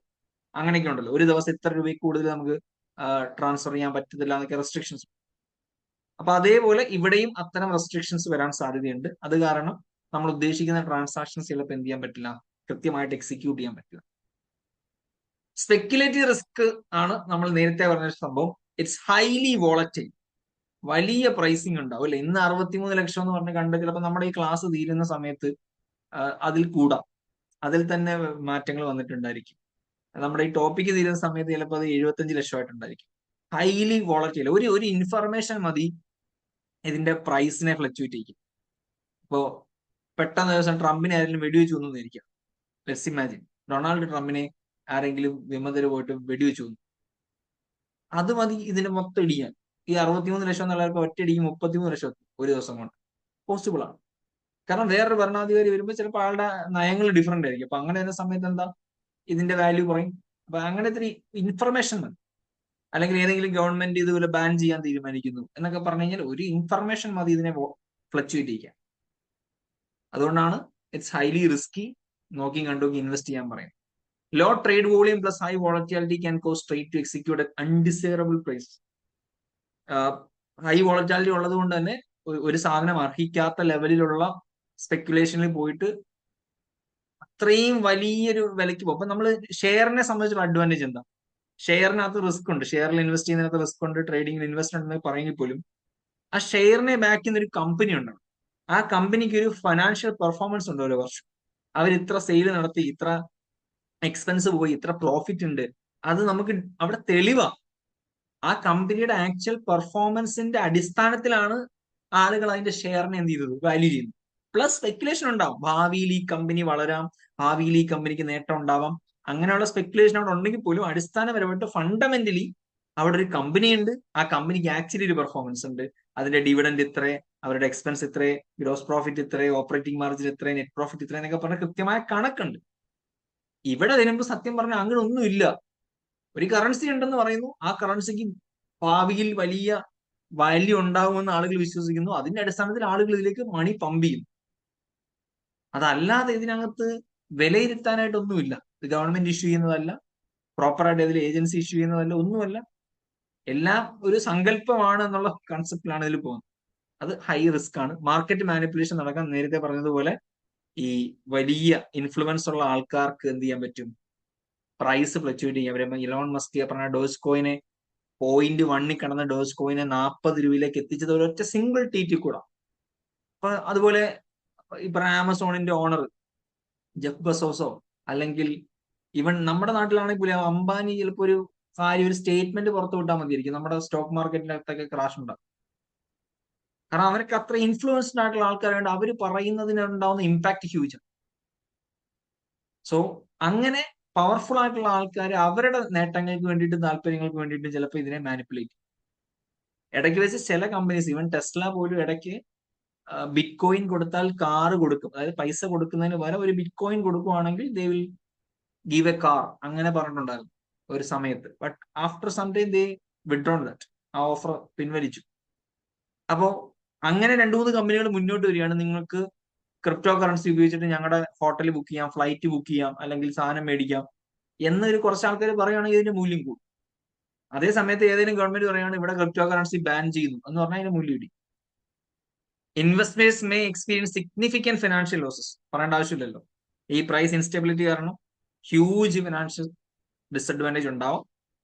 പിന്നെ ഏത് ഇൻവെസ്റ്റ്മെന്റ് ആണെങ്കിലും, അതിപ്പോ ക്രിപ്റ്റോ കറൻസി ആണെങ്കിലും എന്തായാലും നമുക്ക് വേണ്ടുന്നത് പേഷ്യൻസ് ആണ്. ഇന്ന് പൈസ ഇട്ടിട്ട് നാളെ കോടീശ്വരനാവാം എന്ന് പറയുന്ന ഒരു പെർസ്പെക്റ്റീവ് ഒരിക്കലും വർക്ക്ഔട്ട് ആവില്ല. പേഷ്യൻസ് ഉണ്ടെങ്കിൽ, പ്രോപ്പറായ സ്ട്രാറ്റജി ഉണ്ടെങ്കിൽ തിരക്കേടില്ലാത്ത പ്രോഫിറ്റ് ഉണ്ടാക്കാം, ഇല്ലാന്ന് പറയാൻ പറ്റില്ല. ബട്ട് അങ്ങനെ ഇൻവെസ്റ്റ് ചെയ്യുന്നെങ്കിൽ പോലും കൃത്യമായിട്ട് അന്വേഷിച്ച് ആലോചിച്ച് നല്ല സ്റ്റഡിയൊക്കെ നടത്തി അതിന്റെ പ്രൈസിന്റെ ചാർട്ടും കാര്യങ്ങളൊക്കെ നോക്കി അതിന്റെ ഹിസ്റ്ററി ഒക്കെ നോക്കിയിട്ട് ഇൻവെസ്റ്റ് ചെയ്യുകയാണെങ്കിൽ ഇറ്റ്സ് ഓക്കെ. നമ്മൾ ഏത് ഒരു സിംഗിൾ സാധനത്തിൽ മാത്രം ഇൻവെസ്റ്റ് ചെയ്യുന്നതിൽ കാര്യമില്ല, ഒരു ഡൈവേഴ്സിഫൈഡ് പോർട്ട്ഫോളിയോ ആണ് എപ്പോഴും വേണ്ടത്. ഇപ്പൊ നിങ്ങൾ നിങ്ങൾക്ക് ഒരു 10 lakh rupees നിങ്ങളുടെ കയ്യിലുണ്ടെങ്കിൽ കുറച്ച് ബാങ്കിൽ ഫിക്സ്ഡ് ഇടാം, കുറച്ച് എന്ത് ചെയ്യാം മ്യൂച്വൽ ഫണ്ട്സിൽ ഇടാം, കുറച്ച് ഗോൾഡിൽ ഇൻവെസ്റ്റ് ചെയ്യാം, കുറച്ച് ക്രിപ്റ്റോ കറൻസിയിലും ഇട്ടേക്കാം. അങ്ങനെ ഇടുമ്പോൾ അതൊക്കെ ബാലൻസ് ആയി പോയിക്കോളും. ഇൻ കേസ് എവിടെയെങ്കിലും ഒരു ഡാമേജ് വന്നാലും ബാലൻസ് ആയി. അതിനാണ് നമ്മൾ ഡൈവേഴ്സിഫൈഡ് പോർട്ട്ഫോളിയോ എന്ന് പറയുന്നത്. Last one, that is fraud and manipulation risk. അതുകൂടെ പറഞ്ഞിട്ട് നമുക്ക് ഇന്ന് വൈൻഡപ്പ് ചെയ്യാം. So first one is Ponzi scheme. Ponzi scheme and fraudsters. Ponzi scheme എന്താ? ഇന്ന് പാർട്ട് 2 പഠിച്ചിട്ടുണ്ട്. പൊൻസി സ്കീം നമ്മുടെ നാട്ടിൽ ഭയങ്കര വ്യാപകമായിട്ട് നടക്കുന്ന സെറ്റപ്പാണ്. നിങ്ങൾ ഇൻസ്റ്റാഗ്രാമിലൊക്കെ ഒരുപാട് ആഡുകൾ കണ്ടിട്ടുണ്ട്. പല ഇൻഫ്ലുവൻസേഴ്സും പറയുന്നുണ്ടായിരിക്കും നിങ്ങളുടെ പണം ഇരട്ടിപ്പിക്കാം, പെട്ടെന്ന് കാശുകാരനാവാം, പണം ഇരട്ടിപ്പിക്കാം എന്നൊക്കെ പറഞ്ഞിട്ട് കുറേ ആൾക്കാർ ഫ്രോഡ് ചെയ്യാറുണ്ട്. നമുക്ക് ഡയറക്റ്റ് ചില ആൾക്കാർ മെസ്സേജ് അയക്കാറുണ്ട്, നമ്മുടെ കയ്യിൽ ഇൻവെസ്റ്റ്മെന്റ് പ്ലാൻ ഉണ്ട്, നിങ്ങൾ പൈസ ഇൻവെസ്റ്റ് ചെയ്യുകയാണെങ്കിൽ നിങ്ങൾക്ക് 200% returns, 300% returns within 1 week 2 days എന്നൊക്കെ പറഞ്ഞിട്ട് നിങ്ങളെ അപ്രോച്ച് ചെയ്യും. അപ്രോച്ച് ചെയ്തിട്ട് ഇവര് എന്ത് ചെയ്യും, ഇതുപോലെ ചില ടെലഗ്രാം ഗ്രൂപ്പുകളിലൊക്കെ കയറ്റും. ആ ഗ്രൂപ്പിൽ എന്തായിരിക്കും പറയുന്നത്, ഇത്ര രൂപ ഇൻവെസ്റ്റ് ചെയ്യണം, ഇത്ര ഇൻവെസ്റ്റ് ചെയ്ത് കഴിഞ്ഞാൽ 2 ദിവസത്തിനുള്ളിൽ നിങ്ങൾക്ക് എന്ത് ചെയ്യും, റിട്ടേൺ കിട്ടും എന്ന് പറയും. അപ്പോൾ നമ്മുടെ അടുത്ത് ആദ്യം പറയുന്നത് നിങ്ങൾ ചെറിയ ഫണ്ട് വെച്ച് തുടങ്ങിയാൽ മതി, ഒരു 500 rupees ഇൻവെസ്റ്റ് ചെയ്താൽ മതി, അല്ലെങ്കിൽ 1000 രൂപ ഇൻവെസ്റ്റ് ചെയ്താൽ മതി, 2000 ആക്കി 2 ദിവസത്തിനുള്ളിൽ തിരിച്ചു തരുമെന്ന് പറയും. അപ്പൊ ചില ആൾക്കാർ എന്ത് ചെയ്യാം, ആ വാഗ്ദാനത്തിൽ വീഴാം. അങ്ങനെ നമ്മൾ 1000 കൊടുക്കും. ഈ 1000 കൊടുത്തു കഴിഞ്ഞിട്ട് 2 ദിവസം കഴിയുമ്പോൾ ഇവർ നമ്മുടെ അക്കൗണ്ടിലേക്ക് 2000 ഇട്ട് തരും. 2000 പറഞ്ഞതുപോലെ ഇരട്ടി പൈസ ആക്കിയിട്ട് അക്കൗണ്ടിലേക്ക് ഇട്ട് തരും. അപ്പൊ നമുക്ക് ട്രസ്റ്റ് ബിൽഡ് ആവും. അപ്പൊ നമുക്ക് സ്വാഭാവികമായിട്ടും 1000 കൊടുത്ത് 2000 കിട്ടി, നമ്മുടെ മനസ്സെന്തായിരിക്കും, അപ്പൊ 2000 കൊടുത്ത് 4000 കിട്ടുന്ന. അവർ അതിനനുസരിച്ച് അടുത്ത പ്ലാൻ പറയും. നിങ്ങൾ 4000 ഇടുന്നെങ്കിൽ 4000 ഇടാം, 5000 ഇടുന്നെങ്കിൽ 5000 ഇടാം, 10000 ഇടുന്നെങ്കിൽ 10000 ഇടാം. സപ്പോസ് നിങ്ങൾ 5000 ഇട്ടു എന്നിരിക്കും, അതും കൃത്യമായിട്ട് അവർ പറഞ്ഞ ദിവസം തന്നെ ഇരട്ടിയായിട്ട് അക്കൗണ്ടിലേക്ക് തരും. അപ്പൊ നിങ്ങളുടെ ട്രസ്റ്റ് ലെവൽ വീണ്ടും ഹൈ ആവുക. 2 തവണ നിങ്ങൾ പൈസ വിശ്വസിച്ച് കൊടുത്തു, 2 തവണ അവർ പറഞ്ഞതുപോലെ ഇരട്ടിയാക്കി തിരിച്ചു തന്നു. സ്വാഭാവികമായിട്ടുള്ള ഹ്യൂമൻ അർജ് എന്തായിരിക്കും, 1 വെച്ച 2, 2 വെച്ച 4, 4 വെച്ച 8 അങ്ങനെ പോവുക എന്നുള്ളതാണ്. അടുത്ത തവണ നമ്മൾ കുറച്ചുകൂടെ ബിഗ്ഗർ പ്ലാൻ സജസ്റ്റ് ചെയ്യും.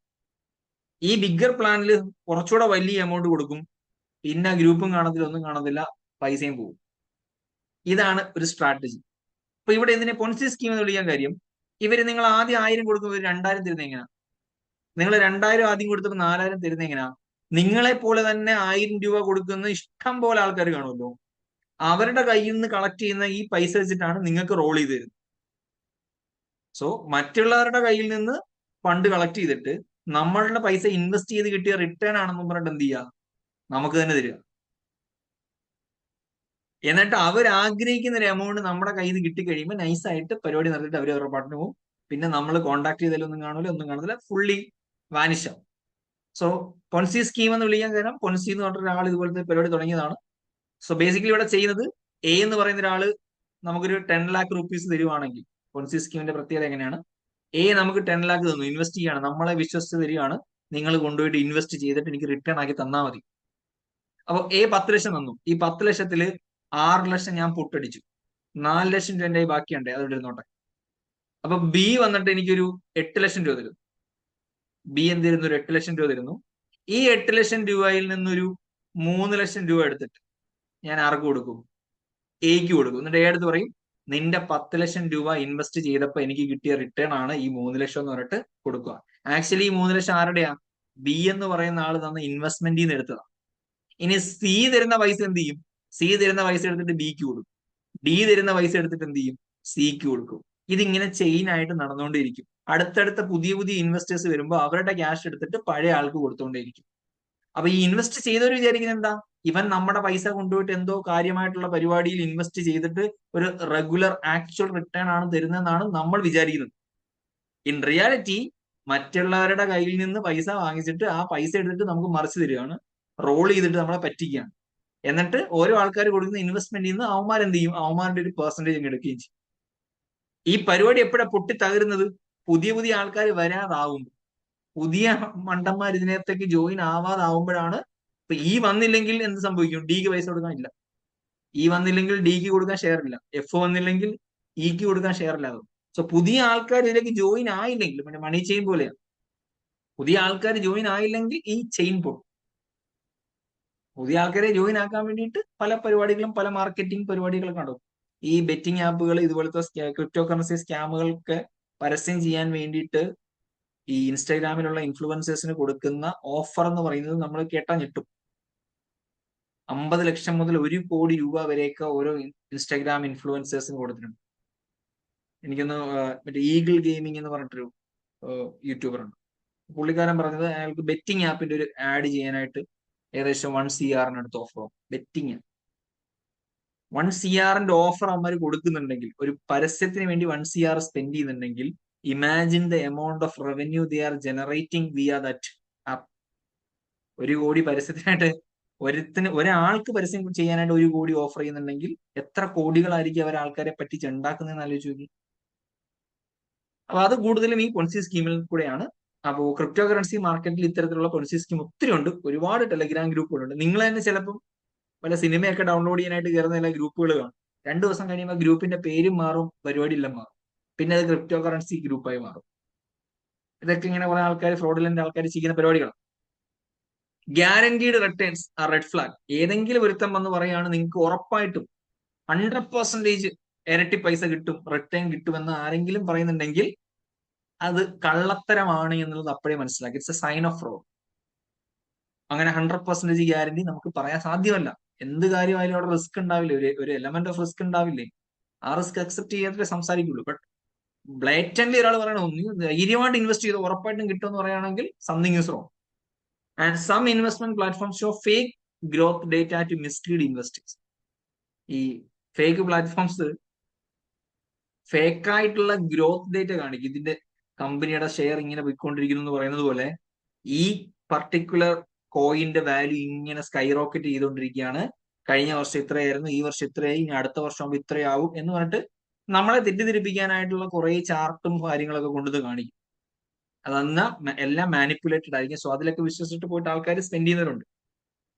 ഒക്കെ ഇതുപോലെ നമ്മൾ ഇപ്പൊ ചെയ്യുന്ന പോലെ മീറ്റിംഗ് ഒക്കെ വിളിച്ച് ആൾക്കാരൊക്കെ ഇരുത്തി ഇതിന്റെ സ്കീമുകളൊക്കെ സംസാരിച്ച് ഇതിന്റെ റിട്ടേൺ ഒക്കെ എത്രയായിരിക്കും, പോസിബിലിറ്റിക്ക് ഉള്ളതായിരിക്കും എന്ന് പറഞ്ഞിട്ട് അങ്ങനെ ഇൻവെസ്റ്റ് ചെയ്യിക്കുന്ന സംവിധാനങ്ങൾ വരെയുണ്ട്. Fraudsters may allow small successful withdrawals to gain trust then block larger withdrawals. ഇപ്പൊ ആപ്ലിക്കേഷൻസ് വഴിയൊക്കെയാണ് നമ്മളിത് ചെയ്യുന്നതെങ്കിൽ ഇനിഷ്യൽ സ്റ്റേജിൽ ചെറിയ ചെറിയ വല്ല ഏണിങ്സ് ഒക്കെ കിട്ടുമ്പോൾ നമുക്ക് വിഡ്രോ ചെയ്യാൻ ഓപ്ഷൻ കാണും. പക്ഷെ അത് വിശ്വസിച്ചിട്ട് നമ്മൾ എന്ത് ചെയ്യും? കുറച്ചുകൂടെ വലിയ തുക ഇൻവെസ്റ്റ് ചെയ്യും.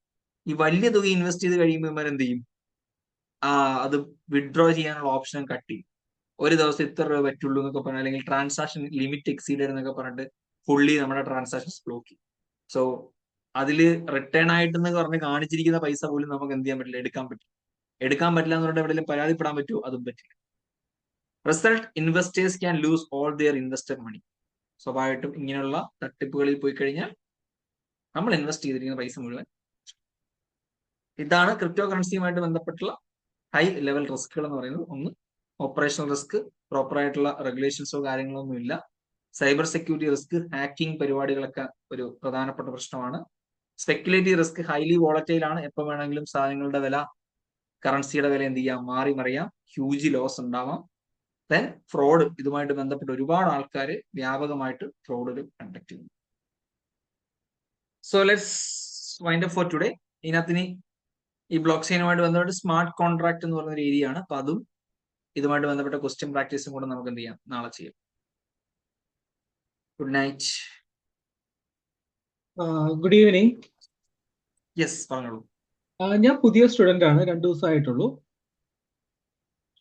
അപ്പൊ ഞാൻ കോസ്റ്റിംഗിന്റെ റെക്കോർഡഡ് ക്ലാസ് കേൾക്കുന്നതായിരുന്നു 2 ദിവസമായിട്ട്. അപ്പോൾ എനിക്കത് നന്നായിട്ട് സ്ട്രീം ചെയ്യുന്നില്ല. മീൻസ് ഇടയ്ക്ക് അത് സ്ട്രക്കായി വരുന്നുണ്ട്. അത് എന്റെ നെറ്റിന്റെ പ്രോബ്ലം ആണോ എന്നുള്ള ഒരു ഇതാണ് എനിക്ക്. പക്ഷെ ഇപ്പൊ ഇന്നത്തെ ക്ലാസ് എനിക്ക് ഫുള്ള് കേൾക്കാൻ പറ്റി.